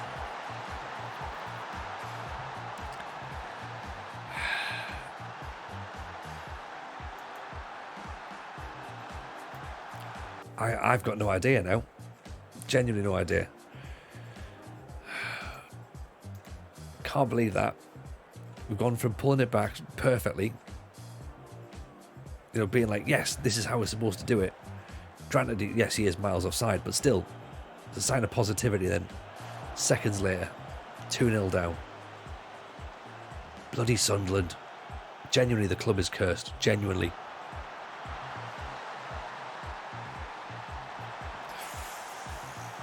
Oh.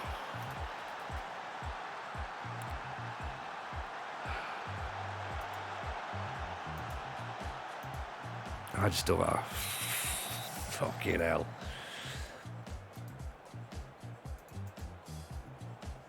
What are we supposed to do? How on earth has this gone to 3-0?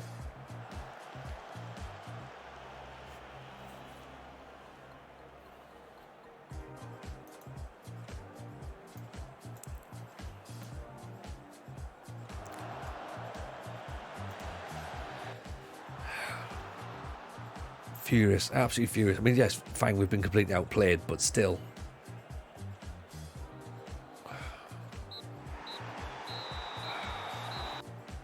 Low block, higher line, drop off more.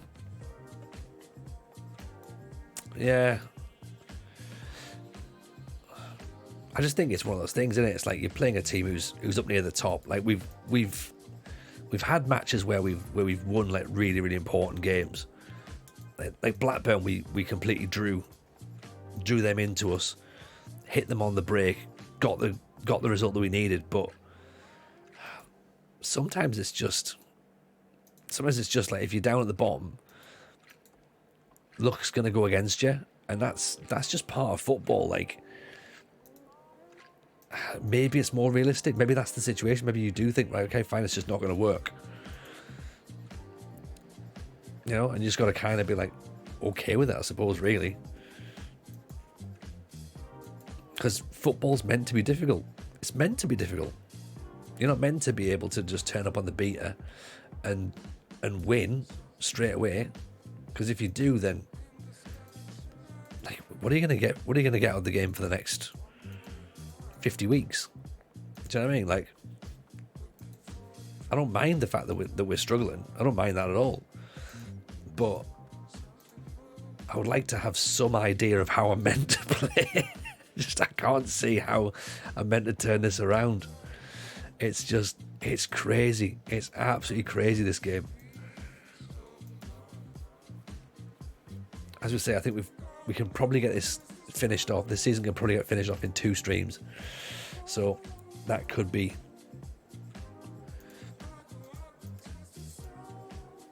Yeah, we could maybe get this finished by Wednesday, possibly.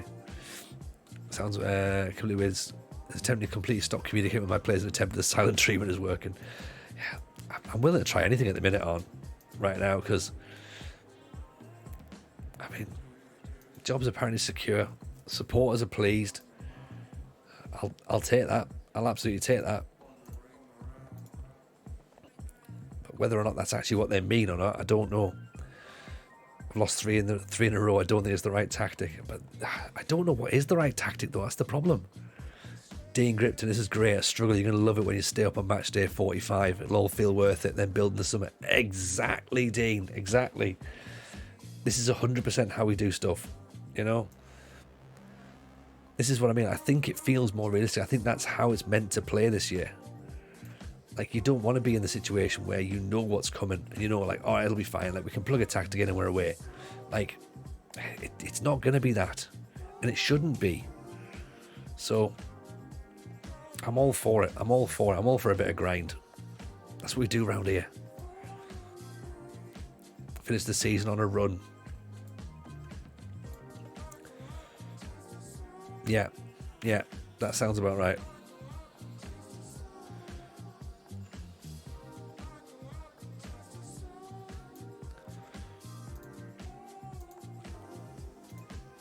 Okay. This is our 3rd game in 7 days. 3rd game in 7 days. The players are goosed. Absolutely goosed. We've rotated, we've rested. We've looked.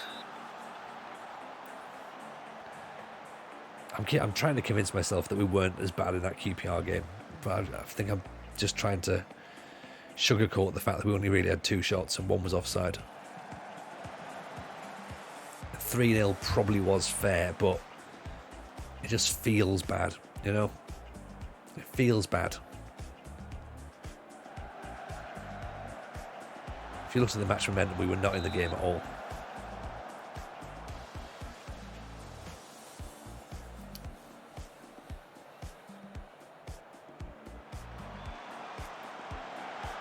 There we go, Ahmad's away. Diallo pulls it away. No one's in front of him. Well, Jefferson is, but he's miles offside. Gives the ball away.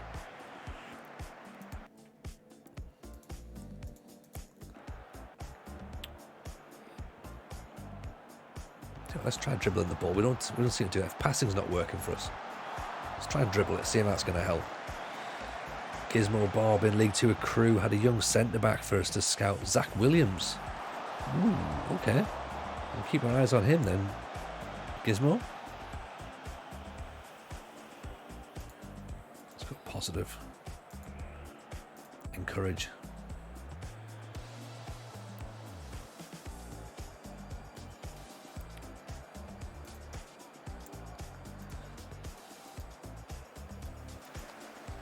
Embo up there. Move Embo up.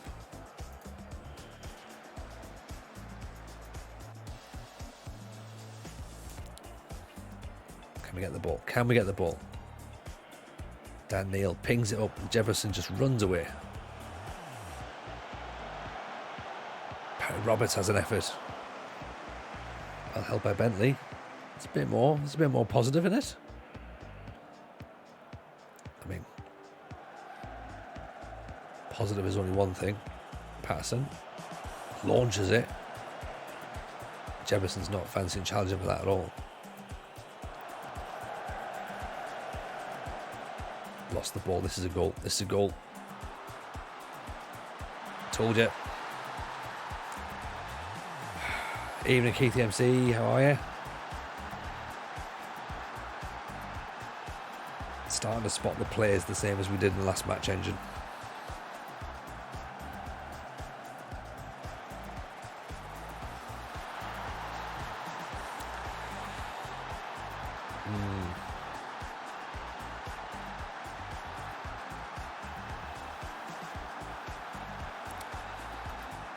Hairdryer treatment time, innit?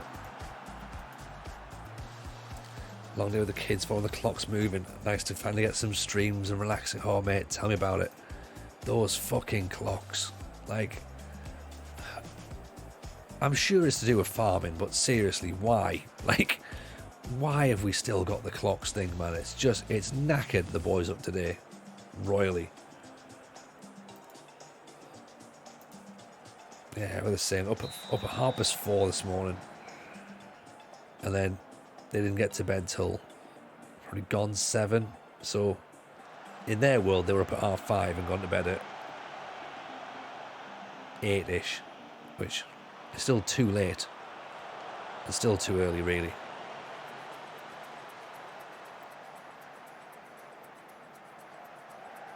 Great ball, Diallo. Good ball in from Paddy Roberts. Roberts puts it in, it's cleared. Barr picks it up. Diallo's going to have to go up there. Embo's going to go there. Roberts goes there. Embo goes to playmaker. Double advance forward. See how that works.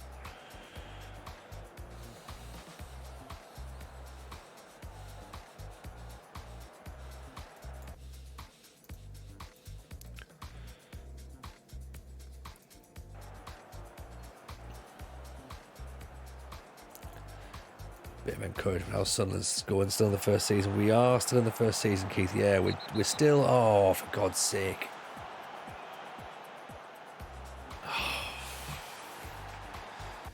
This is happening. Stupid. Just moments like this is happening when ridiculous decisions like players deciding to get themselves sent off is happening. Jameson Ball is alive and well. Yeah, isn't it just? Isn't it just?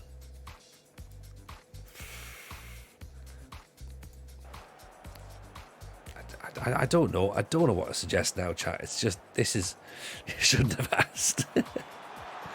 You're in a Sunderland stream. What can possibly go right? Nothing. Nothing can ever go right.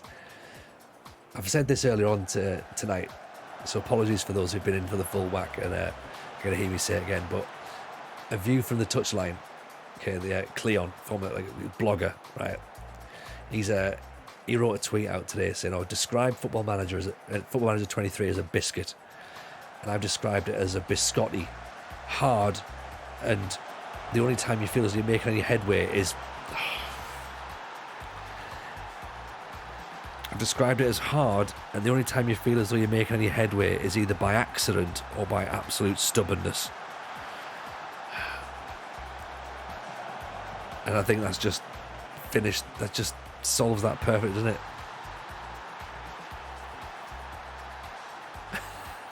You've just got to laugh. It's a Rich Taylor's fallen in cat sick. Don't you love it when you get a third round draw against Liverpool and most of your team is either injured or wanting to rest? Yeah. I've beaten Liverpool in the game. I've already beaten them before. It's everyone else I'm struggling with. It's just... As I say, in a sense it is realistic because this is exactly what would happen to Sunderland. Exactly what would happen to Sunderland. But it's really frustrating when it's happening to you in a video game.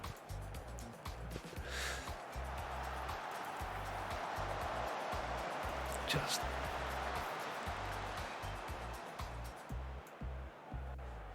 Playing lower leagues is even far more random. No one can handle the ball. Yeah. We've got all that to look forward to, Zar. All that to look forward to. I just don't know. I just don't know what on earth we're supposed to do. At all. Other than just be like, yeah, it'll be fine. It'll be fine. Probably. Presumably at some point. No idea when. No idea how. Maybe. Maybe it'll be fine. It won't be. It won't be. It's just going to keep being horrible. Oh, there we go. There we go. Another defeat. 10 men though. Just... And now we're only 4 points clear. It just feels like no matter what we do, we're just not getting any closer. Any closer at all. So, presumably at some point we'll get there. I don't know where we're getting. Don't know how we're getting it. But maybe, just maybe, it might be a thing. We'll finish the season next week though. That's what we'll do. We'll definitely do that. It'll either be... well, it'll either be tomorrow when we jump back in, or it'll be Wednesday. But we will get it finished. We'll absolutely get it finished. We're going to go and hang out with Zimsbury, though. Go and see my boy. Give him some love. Take it easy. Appreciate you as always. See you tomorrow. All the best. Take care. Bye now.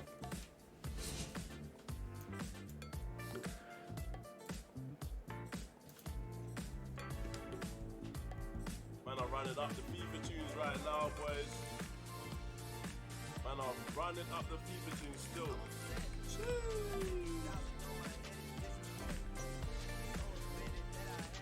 That's our total.